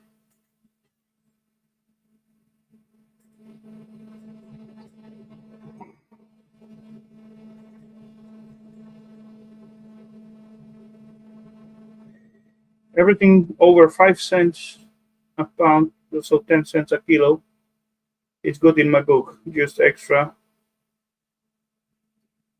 Okay, yeah, yeah. Shred ain't like you ain't gonna get rich on it, but when you're into the scrapping or whatever you're doing, you always gonna have like tons of it.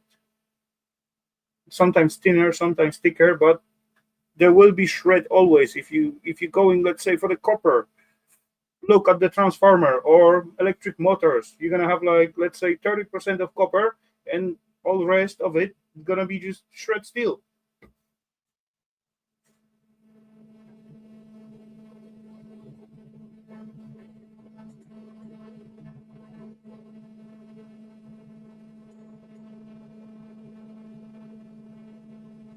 Have to pay a yearly amount for the plate, but uh, even with the trailer, it's about 80 in gas to haul. Okay, yeah. Oh well, yeah. I pay like about 30 per two trailer, but yeah, I got limited weight on it. That's that's the only thing. That's the only reason why I pay for it to get like extra weight limit. Everything above like 750 kg, it's got to have the brake on the trailer. None of mine got the brakes on it. That's why I'm trying to avoid because if you use it or not using it, they're gonna get broken after like 2 3 years. They got to be replaced.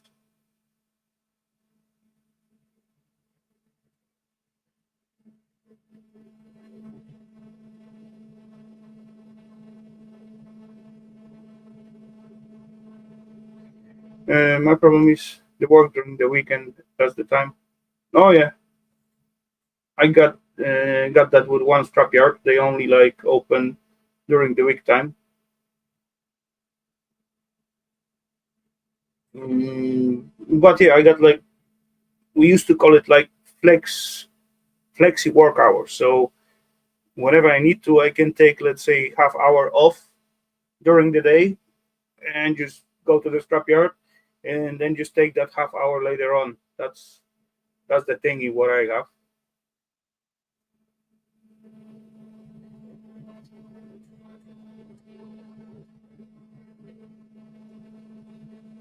I got paid by hours, and doesn't matter if I show up at let's say 7 to 3 or 10 to 5 or whatever, or I can take like little break in between.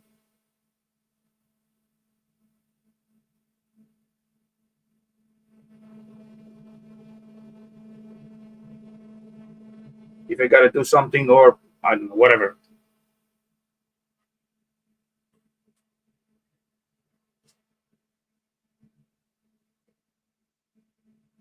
Hours got to fit to the schedule, and then work got to be done. And when it was made or how it was made, that's a different story.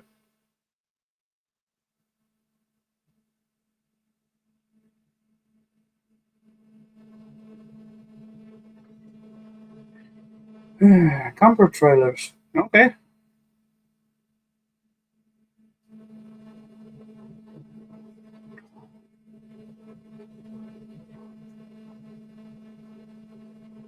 Yeah, yeah. Yeah, I get that.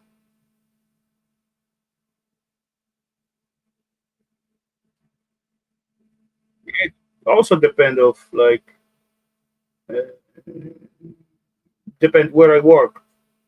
Come on, I used to work like I don't know in the city like 10 minutes from me, or like 20 minutes other way, or 30 minutes the another way. But at the moment, I gotta drive about 100 kilometers every day to no, not 170. Yeah, something like maybe even less than that. Anyway, about 1 hour to get into the work, and same at the to the back. It's a little bit inconvenient, but oh well, there's no one to do the job, so I got to go and do it. Of course, I use more fuel and all that kind of stuff, but the drag dump truck all to get rid of it all at once. Oh yeah, that's the way. Oh, I do see trouble coming, ladies and gents. I do see face down there in the basement. And the first letter of the name, it is start. It is start. Yeah. First letter of the name. One more time. First letter of the person name. Crap, I was too slow.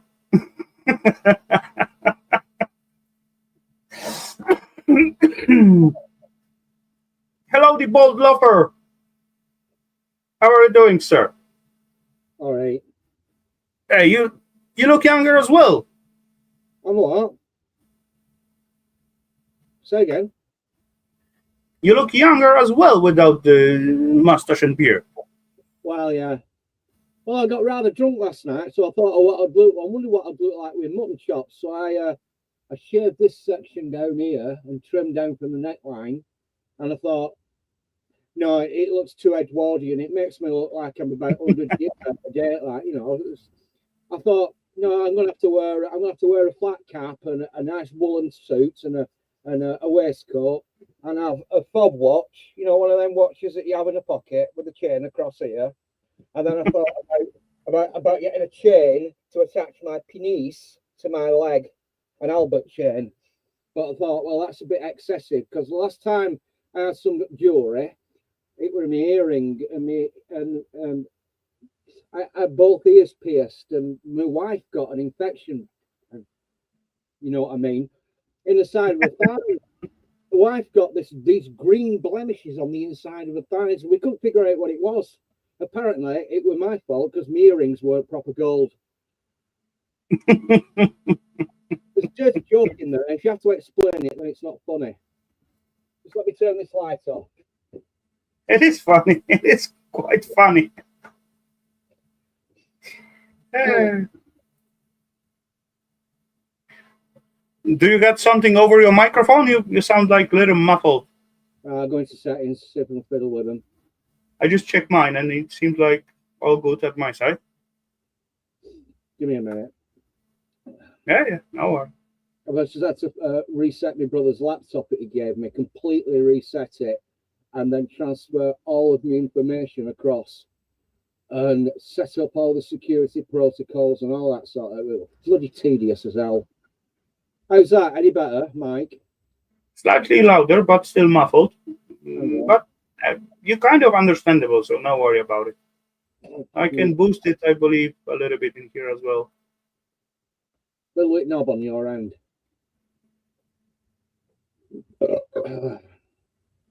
Yeah, should be good. Of course it's a nice shirt, Hoarder. Of course it's a nice shirt. We're Motorhead, and we play rock and roll. You played, not play. Does they still alive or not?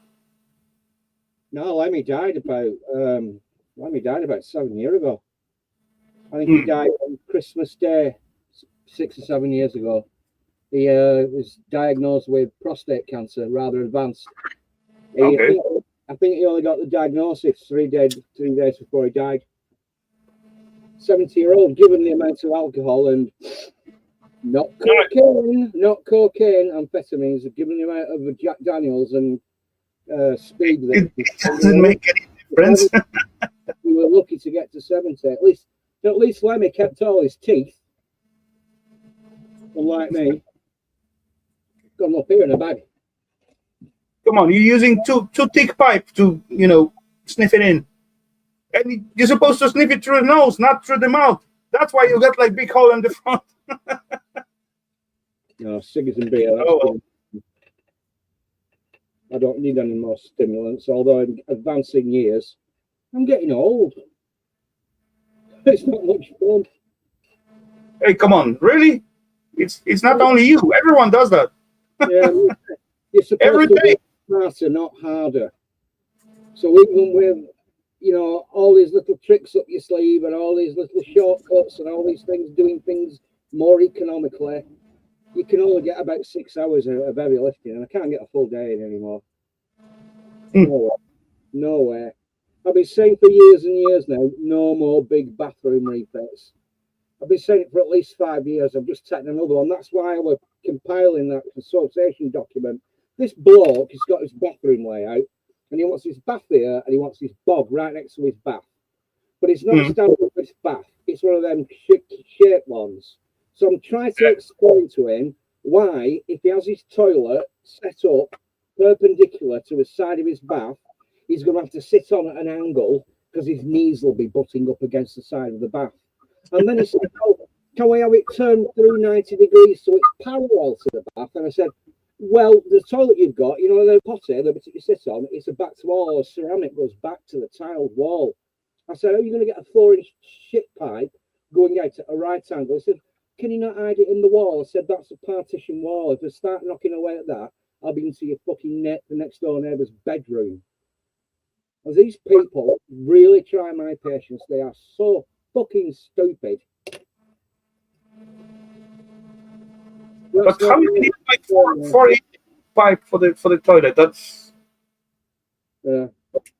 wait. We got only one standard. We got only one possibility pipe you can connect the toilet. That's 110 mils. Yeah. So that's about 5 and something inches, right? 4.5 inches. Yeah. That's the only one possible way to connect the toilet. No, it's not going to fit. It's not going to fit. And then he says, "I want a price for the job." I said, "Well, I don't know what's going to happen. I don't know what's going to happen when I take the vinyl up off the wet room floor. He's got a wet room former, so I'm going to have to level all the floor up." I said, "What happens if I take the floorboards up and they're rotten and the floorboards need replaced? What if the joists are compromised? What if I take the tiles off and all the fucking plaster comes off? what if this, what if that, what? I said, look, I said, I've got a day rate. I don't fuck about. I charge you a penny. I don't mark up on materials. I've done loads of work for you before. Just fucking take me on and my T's and C's. I said, you go and buy the stuff and I'll fucking fit it. But the thing that really worries me, and I told him about this, I said, I did a bathroom refit for your uncle 4 years ago, and I walks off that job.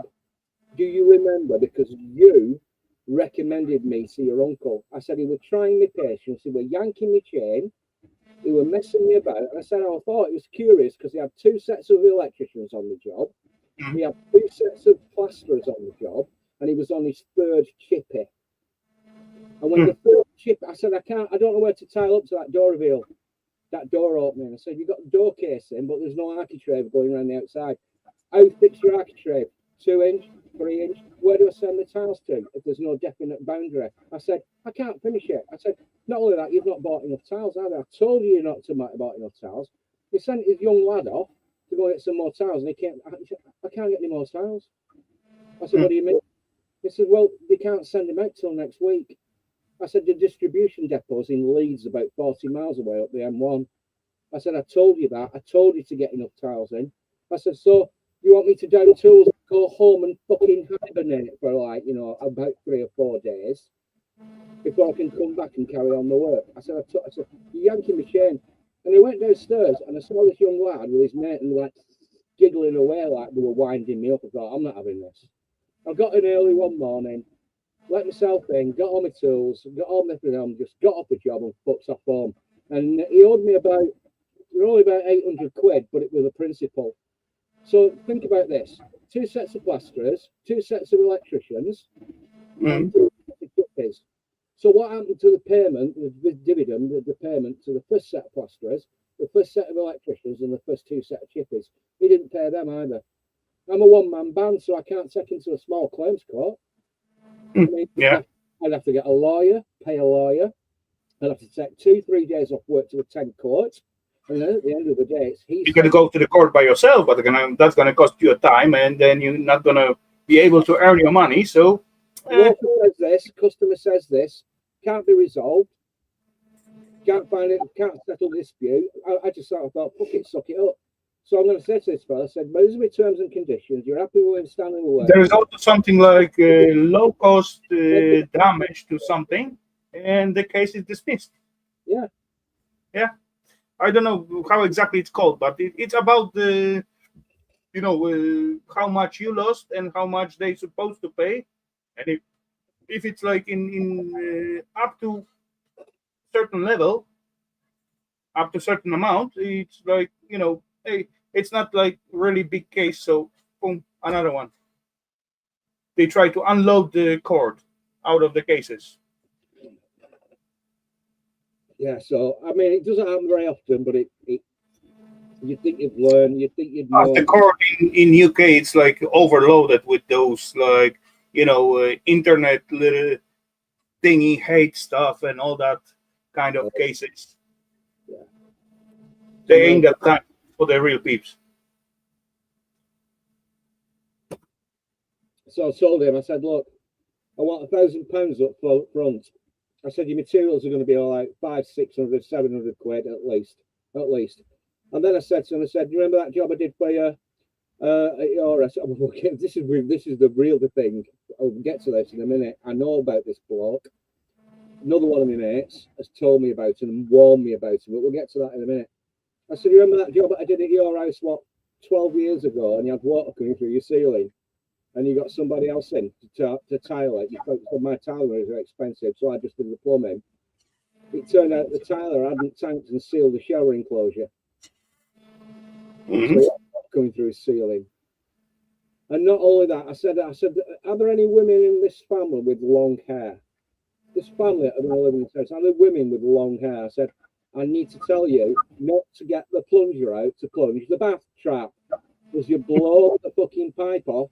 If I can't actually get the waste pipe in and secure it in a particular position, given the joist orientation, I will have to teach you how to clean the bath trap. Never plunge it. You know, you bend. Never plunge into a trap. They're designed so you can actually lift out the filter and clean it with your fingertips. Come on, it's got like special section you can take out and just clean it up, right? So that's simple. But anyway, any pipes, it's supposed to be secured, even for using plunger. Well, yeah, you do your best, but it's not always possible. Okay. You don't have to do it. Me myself, I never unconnect the pipe with the plunger, but last time my fellas was clean up some clog pipes, and after some days they call me to like weird situation because water like splashing out from those laminate floor as they walking on it. So I first asked what's going on. Did someone does something with the outgoing water installation? Yeah, that was clean up a few days ago. And what did they use? Vacuum and some spring and some plunger and that kind of stuff. I said, okay, that makes sense. Yeah. Anyway, back to scrapping, Yeah. This bloke, this job, he used to have an aluminium recycling yard. You know, you see windows with the plastic. You take the plastic Oh, out yeah. and set the aluminium frame in. Yeah, there is. Shred it all up, send it off where any use of a reprocessing aluminium recycling yard, and it went bankrupt. Apparently, my mate, somebody else that was telling me about it, and said, "Oh yeah, his recycling yard went bankrupt. He didn't pay his creditors." No, yeah. The guy whose job, his uncle, the guy who I walked off that job about 3 or 4 years ago, he became the new owner of that recycling yard. So his nephew, this guy I'm supposed to be doing the job for, went bankrupt, declared bankruptcy, and his uncle took over running the yard with a new business name, a new family surname, because it's his uncle, has a different surname. So they took over running the yard. So basically, they ran it into the ground, fucked up all the money, didn't pay the creditors, and then reset it up with start over in a different name. Another stupid guys on their roll and get the money, and then they're gonna bankrupt again in let's say next few months or few years. Yeah. And one day I turned up at his wonderful house, 6 bedroom, 2 ensuite bathrooms, 1 family bathroom. Hello, Kevin. Yeah, that's how it works. And his car, hey, come on. His BMW was burnt out on the block pavers. Somebody set fire to his top of the end of the BMW. And I'm thinking, is this guy a fucking gangster or what? So I tell you what, do I do the job or not? He may not be even gangster. Hey, come on. He know the system and know how to use it, and he don't give a fuck about it. He gonna buy another BMW in the next few months. So that's it. He gonna take it for another company, and the company gonna like bankrupt in the next few months, and no one gonna pay for it. Even though if the new one maybe burn again, but oh well, he got insurance, right? Yeah, someone burned it. What I'm trying to say is I want the fucking money up front. Yeah, that's one way, but... And every Friday night, I'll come back and I'll do all my sums. Oh, I'm fucking 67-year-old. I was there 8 hours. I got 6 hours work done. I'll charge you for 6 hours. Blah, blah, blah. But I've used that, I've used that, I've used 5 of them, I've used 6 of them, I've used 3 meters of that, I've used 4.5 meters of that. Write it all down, give him the code, send it off Friday night, pick the phone up, ring him up and say, right, you owe me over above that £1,000 you paid up front. It's now £1,376 and 22p. So you owe me another £376 and 22p. If it's not in my bank account by this time tomorrow morning, I won't be back on Monday morning. Got it? Happy with that? Hey, come on, it ain't working for the like real peeps and peeps what trying to be like fair with the customer. No, you don't get anywhere in life by being honourable and trustworthy in this day and age. But I'm sorry, I'm not willing to compromise on my fucking principles. Even every other fucker is. Correct. Really makes me angry, don't you know? Makes me really angry.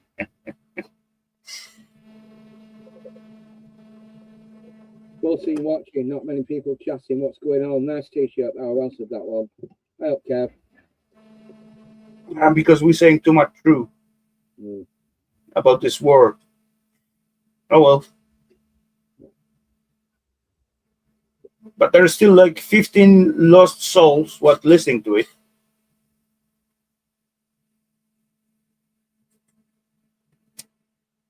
You're gonna be good peeps after all, Pete. I'm double tasking. I'm double tasking. I just took 5 seconds to go over to another stream that I sometimes go on a Saturday night. What are they talking about? Oh, they're talking about Afghanistan. What's Evola's sunglasses saying? The heroin trade was allowed to grow. I think they're probably talking about Afghanistan. Anyway, different issue. What do you know about Afghanistan? Apart from the Afghan hounds are the stupidest dogs ever created. You mean the newest war? Wasn't that? Wait, the Pakistan war was like a few weeks ago played. Afghanistan, Pakistan. The Afghan war went on for 20 years, the second incursion. The British never held Afghanistan during the days of empire over 100 and 150 years ago. Twice they were kicked out of Afghanistan. The Soviets were kicked out of Afghanistan. The Americans and the British coalition forces were kicked out of Afghanistan. And it's now run by a load of fucking sheep shaggers and goat herders. Yeah, but no, there was the newest one. What I heard that was Israel, and one of their neighbors. Israel? Yeah. Don't make me wear the silly hat. Don't make me wear the silly hat. We don't mention Israel around here. Hey, go on. I do not, as I always say, I don't mind the nation. Peoples are always, in most cases, good ones. There are just like simple peeps what is bad, but governments of the nation, that's shite. Yeah, and that applies to each and every country on the world. I can say that clear and loud. Each and every country got the like shite government. I don't mind the nation. Nation are good, all of them. Well, 95% of the nation is always good. There's always those 5% of those motherfuckers what live in each and every society, what bring down everyone. Politicians and businessmen. They're not even businessmen. They are law creators, and they create the law, so they are protected from each and every side, so they can do whatever they want. And if they make like stupidest mistake in their life and they put their own country into the war, they're not even gonna pay for it because they're gonna be not evaporated. They're supposed to be evaporated. They're gonna be like how's the word? They'll never take responsibility, personal responsibility for that. There's a term in economic. That's the word what I'm looking for. They're gonna be evacuated, and the standard, simple, normal peeps gonna be dying. Yeah. In their stupid wars. Yep. Motherfucker. There's a term in political. What's the word I'm looking for? Political theory called a Schmittian exception. It's named after Carl Schmitt, who was a political philosopher. And it says that the higher you get in politics, the more you can fuck up and the less you'll be held to account. They'll always try and find an excuse to wriggle off the fucking hook and get somebody else to blame. And now and there's another one I've got, the Peter principle. Basically, the most incompetent people are fucking promoted upwards. So they can make more mistakes. Schmittian exception is a very interesting concept, that. Very interesting concept. But who is at the highest like spots when they're ruling? Doesn't matter if it's country or a corporation or something like that. That's only sociopaths or psychopaths. You've got to couldn't handle that way of working or living. You've got to be a narcissistic sociopath to get to a high position in politics. I mean, look at Orange Man in America. He's very narcissistic, very very, very directed. You know what killing me all the time. every interview I heard from him, let's try the businessman. but it does really killing me every time when I hear whatever interview with him. He said something, and he actually almost every time double his own sentence, like repeat it like twice or three times the same thing. Yeah. And every time killing me when he said, "If I was a president, that war will never start." And yeah. For fuck's sake, he, I believe he going with the thingy, then lie, tell it like million times, gonna become the truth, right? But it's not gonna work. He trying that a lot. Listen careful next time when you hear him. I heard sometime Orange Imperator. that term for him. Anyway, he repeat himself like twice or three times the same sentence in a row. Trying to get me. I've got to type this in the chat because I sometimes fucking get it wrong. So just give me a minute. It's called. There we go.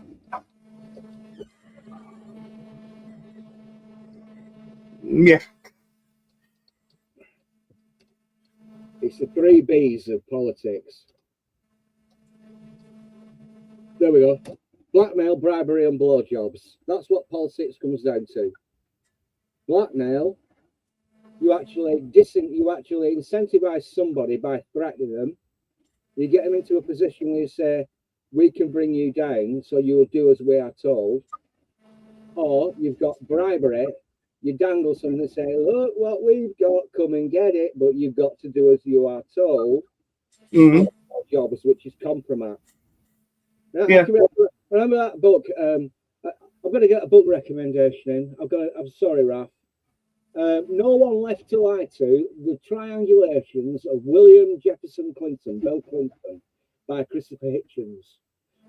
Christopher Hitchens actually interviewed 4 separate women in America that had the same story, even though these 4 separate women had never met and they didn't even know each other. They all alleged that Bill Jeff was. We're on YouTube, so I have to change my words very carefully. They all alleged that Bill Jeff was rather aggressive sexually, if you know what I mean. Yeah, I get it. And yet he still became president. Now, going back to bribery and blackmail and blowjobs, you don't remember that Bill Clinton had a blowjob off Monica Lewinsky in the Oval Office? Yeah, there was something, yeah, true. With an intern.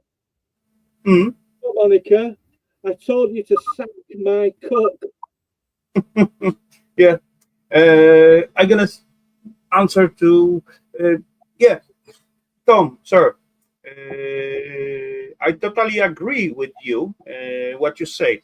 As a regular working man in the USA, Trump is doing a better job than last 5 or 6 clowns that had his job. True, agree on that.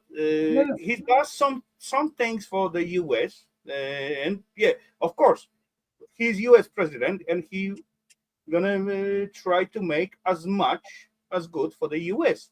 But as I talk about him, I looking from the different perspective. I'm living in Europe.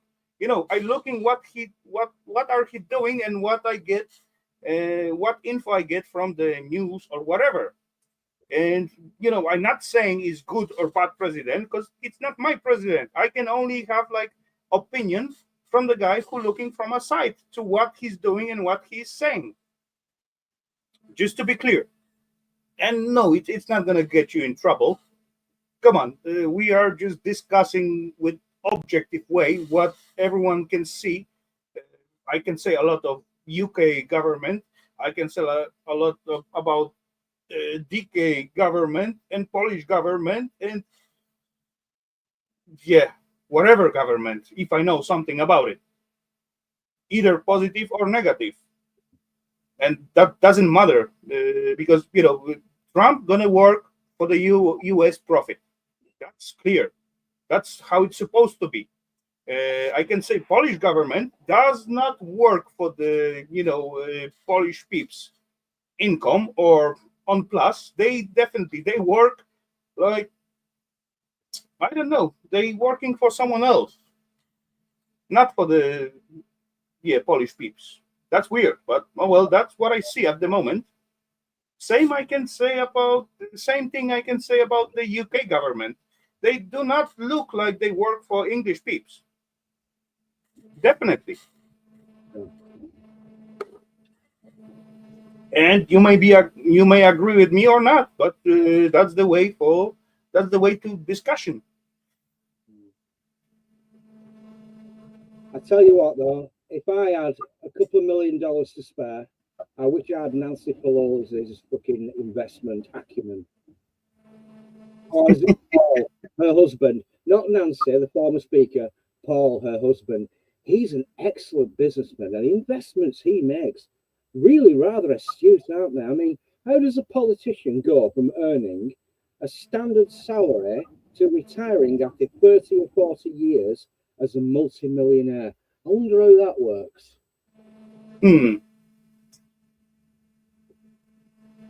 It got to be easy if you get it so fast. They're all no fucking mates. It's a big club. You ain't in it. You and I are not in the big club. Forget the politicians. The politicians are there just to make you have the idea of freedom of choice. You have no choice. You have owners. They own you. They own everything. There was something I came across with our present Prime Minister, Keir Starmer, Sir Keir Starmer, of course. He had a picture of him taken in Downing Street with his Chancellor of the Exchequer, which is the Treasury Secretary for Americans. Don't know what they're basically, the Finance Secretary, the second in league to the Prime Minister or President of any given country, Rachel Reeves. So it's Keir Starmer, Rachel Reeves, the Chancellor of the Exchequer, stood in Downing Street with Larry Fink of BlackRock and Bill Gates. Hey, come on, BlackRock and the other one, how it's called? It's freely available on the internet. And Keir Starmer, in an interview with Emily Maitlis of Newsnight, she's not on Newsnight anymore. She's got her own supposedly independent political media organisation. Emily Maitlis asked Keir Starmer, he says, who is it easier to do business with, Westminster, as the Parliament, or Davos? And without a blink of an eye, he said, oh, Davos. Westminster's too messy. They all meet in Davos like every year. Yeah. What was the guy name? Fuck's sake.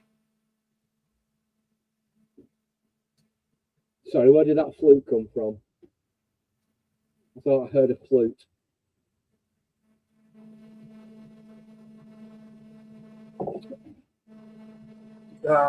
Crap. I forget the name.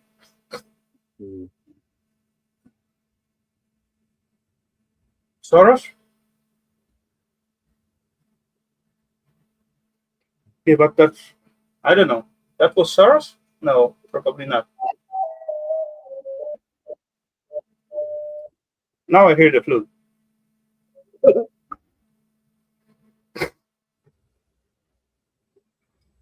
No, I had to explain that joke last night. It's not, you said it's not all of them, but there's some people in elite positions have got a lot of power and influence over politicians. A lot of people. They're not the people pulling the strings. It's not the politicians pulling the strings. Figuring out who it is fucking hard work. I lost my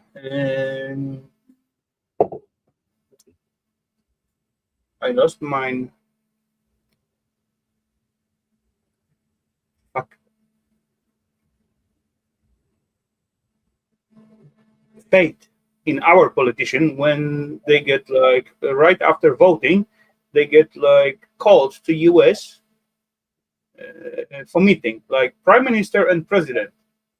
They went to US, and after like few minutes, they get thrown out, and they got to give like a report to the press at the driveway. Come on, the White House got like millions of little audience room for the press conference, right? They told them straight away to the driveway. That means something.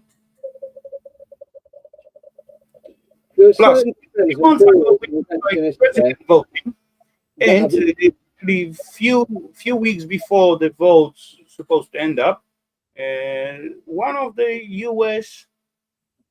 prime minister end up, or vice prime minister, something like that. Someone not really high on the hierarchy, stop by, show up at my homeland and say, this guy got to be the president of the Poland. And guess who won? The guy was the U.S.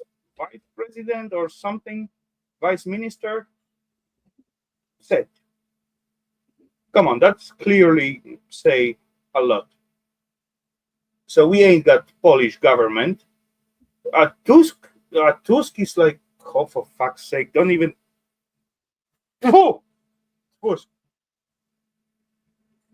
Don't even say that name. That's meh. He's not even Polish. He said that out loud, publicly. He's German. Pishki, meh. What what he's still in the politics? He was prime minister at once. Then he ended up in the European Union head. Later on, for what he come back? No one liked him. No one want him out there. I don't believe he win that votes for prime minister. No. what? Well, voting irregularities. Come on, voting irregularities.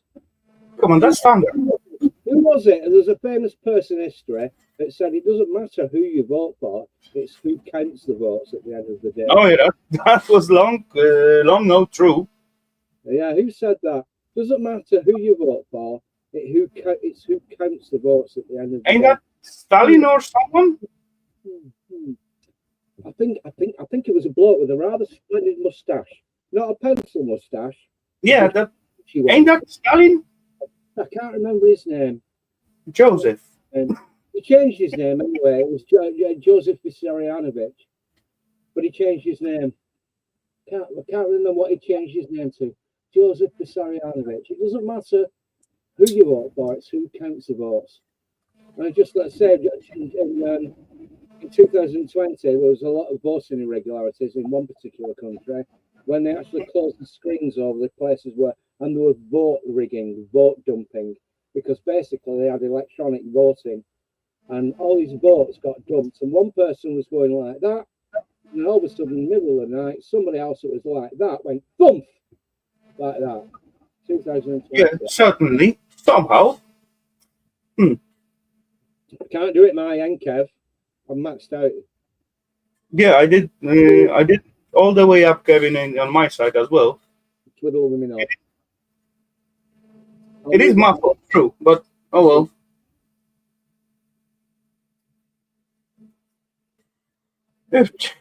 Fucking computers, honestly. Yeah, but all their mistakes and fuck ups, we got to pay for, right? Yeah. Same like I was laughing about the orange guy decision last time. Then he's gonna begin to sell again like a weapon to Ukraine, but Europe gonna pay for it. But it was only his point of view. No one in Europe knew that. None of the rulers know about that plan. But he announced it like it was like already done. And certainly, like a few days ago, I don't know which country that was. France? No, that was Italy. Say no, we're not gonna take a place in that game because we are not able. We ain't got money to spare to pay for such kind of money. Otherwise, look from the like little bigger distance. Ukraine is not even in the EU, right? No. Why the Europe supposed to pay for that? What is the point of connection? Does really Russia treat to whole Europe? No, They're fighting with Ukraine. Ukraine is not in the NATO or European Union. Why even Europe, bother to help them? I don't say it's like, bad things than people dying out there. That's clearly like, logical thinking. People not supposed to die, right? And everything who kill other peeps is bad person. But come on. The history of the Ukraine is very, very, very complicated. It's always been a Slavic country. It's always been allied to Russia. It was part of the Russian Empire. It was part of the Soviet Union post-revolution 1917. As well, when Ukraine began, like 30 years ago, something like that? Difficult relationship with Russia, especially with the Soviet communist regime. I think in the 1930s, 1930, 1931, Joseph Stalin, Joseph Vissarionovich, he's changed his name, Joseph Stalin, the guy that said, it doesn't matter who you vote for, it's who counts the votes. Joseph Stalin sent the fucking the people in there to sequester all Ukrainian grain. It's a breadbasket of Europe. It grows an awful lot of wheat. Everybody eats bread, even Egypt. There's something that happened in the Ukraine. Egypt kicked off in North Africa because the bread prices went up. That was the start of an Arab Spring. That was something to do with bread and grain prices being exported from Ukraine. Let's dial it back to 1930. Stalin sent the fucking people in to sequester and take forcibly every single grain of fucking wheat grown and barley grown in the Ukraine in 1930, 1931. All the people that were actually small businessmen, that they might have had a few acres of land and a cow, all the farms were then thereafter collectivized, and they were actually made less efficient and less economic, so they produced even less grain. And they done it. Now those big farms and between are not belong to the Ukrainian anymore. Ukrainians were starved to death in the winter of 1930. Now that was 2 years before the Austrian painter came to power in fucking Germany. Now, don't ever forget, we always consider the Austrian painter, because we're on YouTube, you can't use his real name, was a real bad man. But don't ever forget that the British and Americans sided with the Soviet Union when Mustache Man kicked off the Second Conflagration in 1939. Yeah, but come on, let's go back to the present time. Allegiances are always switching like that, and people are too stupid to realize it. So Ukraine is very complicated. Did you know that the center of the Russian Empire prior to Leningrad and Moscow was actually in Kiev? But Lofer, you got awesome like history knowledge, but it's not about that. It may got seed out there, but let's talk about today's like present time. Because those huge farms in Ukraine was elected in a credible an incredible election. He wanted closer allied economic relations with Russia. Now, the West could not have that. The West have always, NATO in particular, have always had their eyes on expanding NATO and adding more countries. When the Soviet wall came down, they added most of Eastern Europe. They went over to NATO, North Atlantic Treaty Organization. But you are still too far away. Joining the EU. Now, they've had their eyes on Ukraine for a long time. If you actually go back to post-Kulak dekulakization and collectivization of the farms in 1930, when Mustache Man, the Bavarian failed Austrian painter, came to power in 1939, because we can't mention Herr Himmler, when he came to power, he actually invaded the Ukraine. Yeah, back then we got like USSR. Actually joined the side of Mustache Man because they hated the Soviets so much. And been living memory, many members of their families have been starved to death. So you roll it on from the Second World War, 1945 onwards, you get the ridiculous situation where the former Prime Minister of fucking Canada,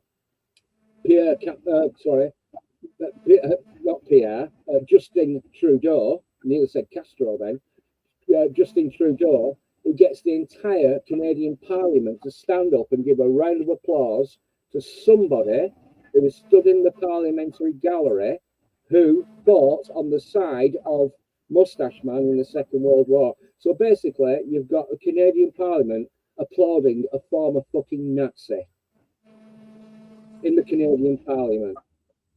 Yaroslav Hunker. Kind of correct. See Kind of, not fully.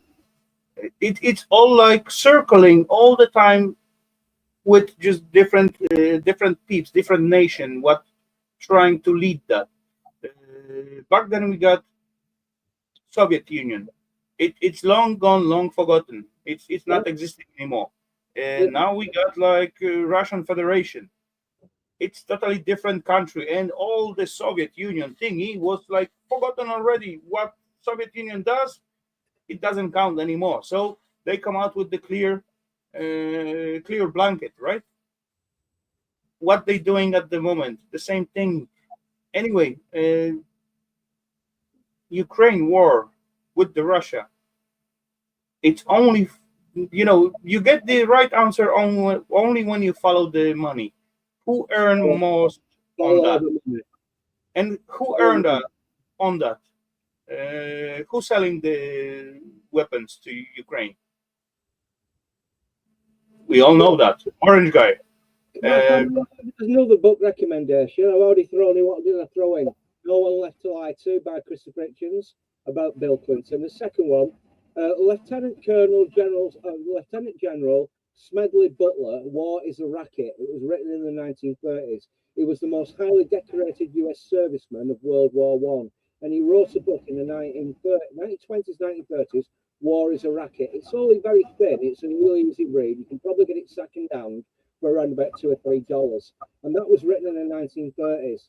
Basically, war is about making fucking money. If you can't resolve disputes politically, you resolve them by going to war with people. It's a very good book. Now the thing is, when it comes to war, who makes off with the money? I may say, or I may say exactly same word like one of our prime minister secretly recorded when they got like some kind of problem discussing in somewhere private, and the guy said the war is always the great answer. People gonna work for the fucking bowl of rice, and everyone gonna be like praying for the peace again.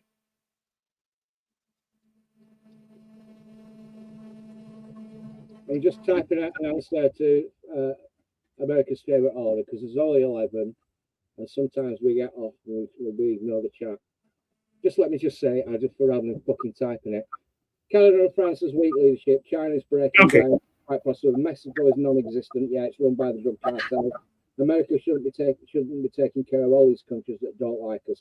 Correct, Amundo. It's actually going down, unfortunately, and that's why. Let's just you go first. I'll log it in the memory bank. Okay. 2 seconds. I'm gonna grab myself up here. All right, you're going for Canada. Great. I've got to cut that. All right. So let's take Canada. Who's the Prime Minister of Canada? He's the former governor of the Bank of England. Who is the present president of France? Macron. He was in a coalition with a hard left coalition. Where does Macron come from? What was he doing before he became a politician? He worked for Goldman Sachs. Rishi Sunak, the former Conservative Prime Minister of this country, was fucking parachuted into one of the safest seats in Britain, Richmond in North Yorkshire, which is a Conservative seat, will always be a Conservative seat. He was parachuted into that, and he had a meteoric rise from a backbencher to becoming the Prime Minister of the United Kingdom. Who did Rishi Sunak work for before he entered politics? Macron, Sunak. Who did they work for before they entered politics? Let's just play the flute, D. Okay, I got something to say about that, and that's out of the topic. Why even England allowed peeps to get into the government what is not English peeps? Of course, yeah, he may be born in the England, but that's supposed to be banned. English government supposed to be ruled but by English peeps from like Once I don't know many. over the Constitution of the United Kingdom said that the king or the queen, the reigning monarch of this country, should be a Protestant. They're not allowed to be a Catholic. They're not allowed to be Jewish. They're not allowed to be a Muslim. They have to be a Protestant. It's written into the Constitution, the Bill of Rights of this country.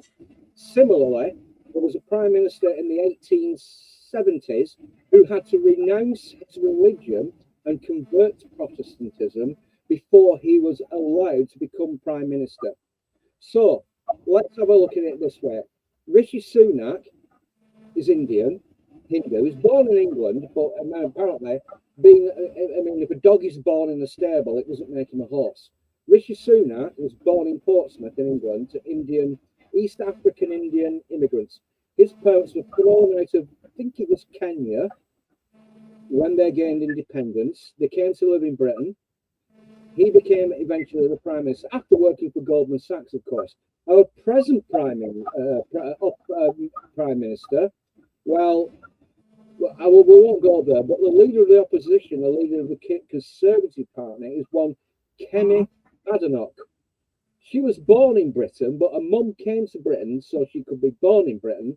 Then they went back to live in, I think it was some West African state. Kemi Badenoch grew up in that West African state for the first 10 years of her life before coming back to Britain, studying at Oxford and Cambridge, probably did politics, philosophy and economics. And now Kemi Badenoch is the leader of the Conservative Party, which is the opposition. They're not British, not British people. Yeah, that's the problem. That's the issue. That's why people get like locked up for stupid little Facebook comment in the Britain at the moment. We're living under. We're in the United Kingdom. We're living under a really soft totalitarian regime at the moment. There are more people arrested in the United Kingdom for supposed hate speech that have been arrested in fucking Russia. And I mean, you don't piss about with fucking Putin. You cross Putin, it's you don't. More people are arrested for supposed hate, for offending somebody's delicate sensitivities. So you've got to bite the fucking tongue. We do not have freedom of speech in this country. For fuck's sake, if they want to see one of my stream, then I'm not going to be allowed in the UK. Crap! I was planning to visit Alima at some point. I may not now. People under. I've got Ali's address. I have it too. I sent him my DVD collection that I had to import from the United States. It only cost me $70, and $25 of that was fucking postage. I sent it Ali Mark. I said, rip this, copy it, do what you want with it. I think it's brilliant. The entire fucking back catalogue of George Carlin's live shows. And I've got a present for Ali. I'm going to send him a bottle of Endos. That's cool.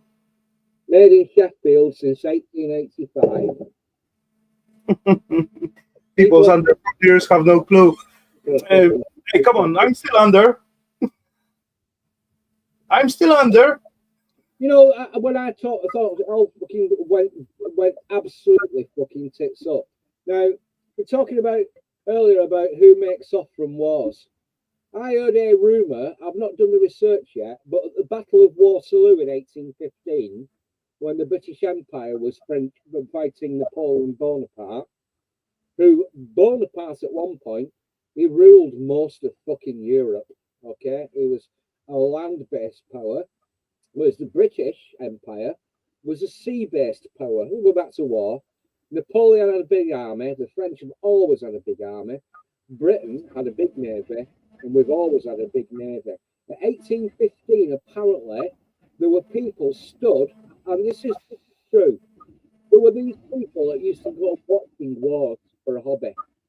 A little bit foolish and a little bit grotesque, if you ask me, but they stand a reasonable distance back and they watch how the battle progressed. Apparently, I've heard it rumoured that there was some person at the Battle of Waterloo thinking, fucking hell, if the British lose at Waterloo and Napoleon wins, it could be the end for the British Empire. There were people watching it, I don't know, out of curiosity, shall we say. There was somebody watching it. He had a fleet of really fast horsemen on horses. When this Wellington was winning the battle and Napoleon was fucked, they had thought, right, okay, the British have won. They rode on horses. They got a fast boat back to Dover. They added more horses, because remember, we didn't have motorways and cars in that time, eh? More fast horses. They went back to the Bank of England and said, Napoleon's won, Napoleon's won. And everybody went, ah! And there was a banking run. In 1850, the bank run on the Bank of England and the stock market. The Bank of England, everybody's selling the shares. Everybody's sell. I bought this for £10. I'll take 10 pence for it. I'll take 10 pence for it. Here, have it. And they've thrown it all away. And then when the news actually did come through that Wellington had actually won, all of this shares, all of these government debts and bonds and shares in business and everything were accumulated by one tiny little group of people that saw who was winning the war, but before the news could actually get through, they ran the opposite story to their advantage, grabbed whatever they could. And that was information, in who got the info. That was the rich guy back then. Information war, yeah. It's simple, but it does work. Sorry, I don't have that flute again. Where's it coming from? Where's it coming from? Hey, come on. If you want to fart, just go out, fart, and come back. No, flute. Take out the flute from your butt. It's Lizzo. It's haunting me. Lizzo. You know who Lizzo is, don't you? You sit on it. No, Lizzo. It's that R&B artist, the big fat black American lass. She's absolutely fucking huge. It's Lizzo. Lizzo has actually played James Madison's crystal flute. She's a very talented artist. She's actually quite good. No, I actually like Lizzo. I actually like her. I prefer me rock and metal, of course, but there's a picture of her playing James. Raf, you don't know who James Madison is, do you? America's favorite. Do you know who James Madison is? Nope, I have no idea. Come on, America's favorite audience. You must know who James Madison is. Come on, wake up, man. From US peeps, I only knew few comedians. That's all what I know. And the Orange Master. Wore a bikini. Conversations taking the turn for surreal. Cow wearing bikini, no thanks.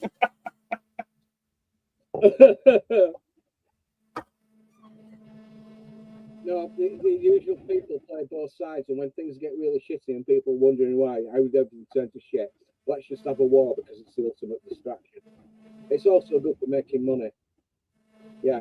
The First World War. You know I'm obsessed with the First World War. I think I've mentioned it before, but I think I got away with it. I just read E.P.H. Lynch's Some Mud. It's fucking miserable. Australian infantrymen's war diaries. They were only discovered in they were all handwritten down. They were only discovered in 1982 or something like that. His great uncle, his great grandson or great nephew found them stuff. So they came and they're all handwritten. So they published it in E.P.H. Lynch, Some Mud, Australian infantryman. The British were actually bankrupted during the First World War. The British state was fucking bankrupted. They had to create more debt out of thin air to actually finance, which the British and the French or the what do they call it, the Allied forces. Don't forget Russia. Russia was pre-communist in those days. So we had King George V. We had William II. The whole history of Britain and France that was like bumpy. They were all related. They were all like very, very closely related. They were cousins or something. But it was either like positive and they just trying to kill each other. Like, it's depend of who ruling where. So actually, a few days ago they signed out another contract, as far I heard. in order to prosecute the war, we had to create money out of thin air, and we had to get off the gold standard and go back into fiat currency. So this is where we're going. And the British state was bankrupted as a result of fighting and winning World War One. Don't forget, we were actually allied with the French. And the French have always been the bad guys throughout British history. We were always in the past sided with Germans because, well, we're Anglo-Saxons and they're Saxons. We're always going back to Napoleon. Remember, great empires, the British Empire, the French Empire. The Germans actually got more economical productive and they started growing their empire. And they wanted to actually exploit and actually get resources from countries neighbouring them so that it could bring the resources into Germany. Germany is quite a resource-rich country. We've got coal, we've got iron ore, everything you needed. We've got wood and everything you need to actually create an economy so you can actually make money from creating stuff and selling it to other people that don't have stuff. Now, the thing about empires is this: what you need to be able to do is exert political and economic power over smaller, less well-developed countries so that you can take what they've got, bring it back to your country, make it into stuff, and then sell it back to other countries. The classic example of this is from what I can say from personal experience, is the Lancashire, I live in Yorkshire now, but I'm from Lancashire, the Lancashire cotton industry. So basically, now this triangular trade, where the British, supported by our navy, don't ever forget, Britain had a naval empire, not a land empire. The British merchants would actually have a collaboration. They'd actually sail to West Africa, buy African slaves, take the slaves over to the Caribbean or the Southern American states, sell the slaves, buy raw cotton, bring the cotton back across to Lancashire. They'd actually spin the raw cotton and weave it into cotton cloth and then sell the cotton cloth to other countries around the world. So this triangular trade. At every point on that trading journey, the mercantile classes and the banking classes made a lot of money. Lancashire had lots of coal, it had lots of iron, so therefore they had to actually have all the raw materials that they needed to actually generate and start off the Industrial Revolution to bring lots of people out of the agrarian, because most of the people lived on the land before that. Most of the people were farmers. Very few people were creating stuff apart from artisan people like master woodworkers and metal workers and stuff like that. But basically, they had this triangular trade. So every point on that, they were making off like bandits. The merchants and the banking classes made off like bandits. So we had loads in Lancashire, we had loads of coal, we had loads of iron, and we had loads of wood. So we could actually build, manufacture. The Industrial Revolution, we started it off. And to a certain extent, America took over later on in the 19th century, way outstripped Britain and most of the world. Took over and sell it off to the China, and now it's like all out there. What we've got now is we've got, instead of regional empires commanding dominions around the world and actually saying, we'll give you this, you give us that, fair trade is no exploitation, we'll take it back, we'll sell it back. So basically, money came flooding back to what was Europe, not just the British Empire, but the French and the German Empire, and lastly, the American Empire, which grew up after that. So now we've got the situation now where we've got globalized trade like that, and it doesn't matter where your resources lie. Those people that actually got the resources now are being approached by other people, very strong people, are saying, we want your stuff, we are willing to give you a better deal than the previous empires. Are we going to ban you from buying from this land or that land or other land? Yeah, the point of America's favorite hoarder said, Germany is an economic technological powerhouse. Yeah. It was. Yeah. It was. Yeah. It's not anymore. As far as the globalism comes in, they are not anymore. The thing is, in Germany, what you need actually to create anything is energy. If you create, they have a chance to become it again when those what is called those lines when they go out, those Baltic gas lines. How was that name? Yeah, Germany. Something happened when Ukraine kicks off. Something happened. and Germany was importing gas from another country, and something happened. And overnight, something happened that made German energy more expensive. So now Germany are actually opening up their fucking coal mines again. Exactly. The gas line between Russia and Germany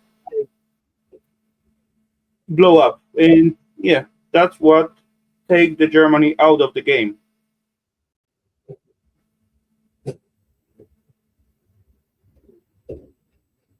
That just killed their cheap energy and all that kind of stuff. Was it made? China. I thought China were the bad guys. No, they are bad guys, but they are like, come on, each and every brand, each and every company made up stuff out there, so they only winning on it. China is big ruler at the moment. They got technology from each and every country in the whole world, and yeah, they're not gonna waste it. They're using it all the time.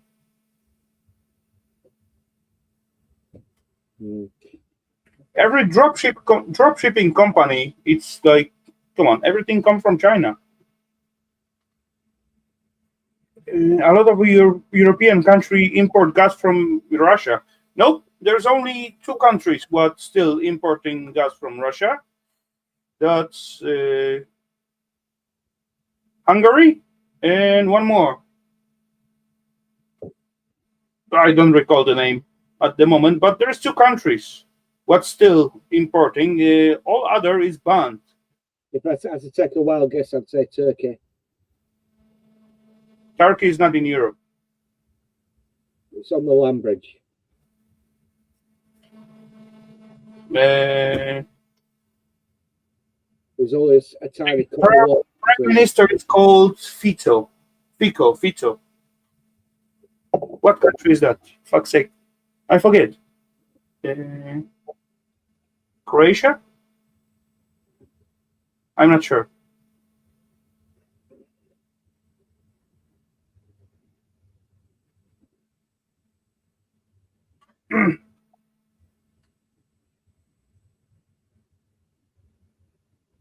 I'm biting my tongue. America's favourite order is the only third person in this conversation. There's 7 people watching. There's 2 on panel. The other 4 have gone to sleep. Yeah, true. Anyway, what time do you got? We got midnight, straight midnight in here. We got like 2 hours, 59 minutes into the stream. Shall we hold it like at 3 hours? I guess that's going to be okay. What happened in 2008, Raf? What do you mean? What happened in 2008? Don't apologise. Nothing to apologise for. Your company is welcome. AFH. What happened in 2008? I don't know. I'm recalling what happened in 2008. Lehman Brothers Bank went bankrupt on a Friday night. Lehman Brothers. Subprime mortgage lending crisis. Remember that? There was a bank in America that was lending people money to buy houses, even though they knew that it was a bad investment. It was basically me being approached by a fucking junkie on the street saying, lend me a tenner, I'll give it you back tomorrow, I promise. And me, as an astute investor, knowing this person is addicted to some rather hard substances, I know that if I lend them a tenner, I'm never going to get it back. Lehman Brothers went bankrupt overnight on a Friday. And on Monday morning, every single bank all the way around the world, from Stuttgart to fucking New York and Tokyo, degraded. Yeah, I get it. A course of action called quantitative easing. The whole worldwide banking fucking system collapsing. Because if you can't go to your ATM and get $100 out, so you can go down to Walmart and buy. Correct. There were big crash on the You've been really, really pissed off and they couldn't really understand or really put up the threat with everybody around the world being really pissed off, because people, when they're pissed off, they get angry and do stupid stuff. But come on, that in 2008, that was like simulation. That at the time, look like last few years, recalling people grabbing gas on the plastic bags on the gas station in the UK. Oh, I saw that. Yeah, we got similar stuff about the sugar in our homeland. Same situation, just different product, right? Sugar. You got gas, we got sugar. This year, last year. No, that was this year, beginning of this year. They does the same thing at the eggs, but come on, after that fuck ups, eggs and sugar and gas rise like crazy all the way up on to the limit and stay at that price. Maybe go back a little bit, but stay double so much as it was before.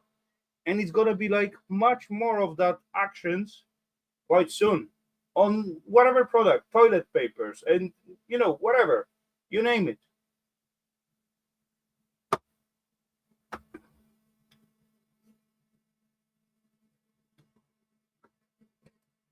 Yeah, exactly.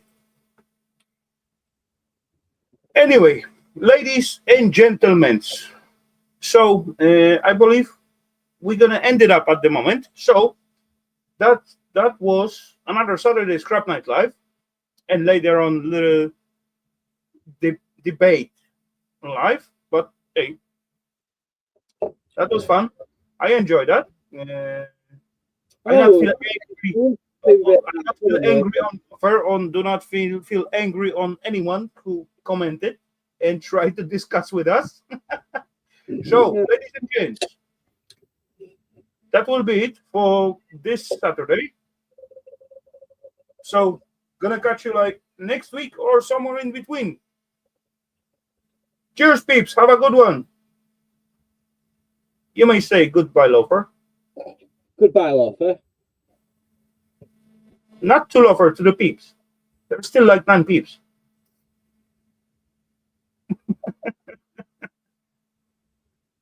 Okie dokie. Cheers, peeps. Have a good one.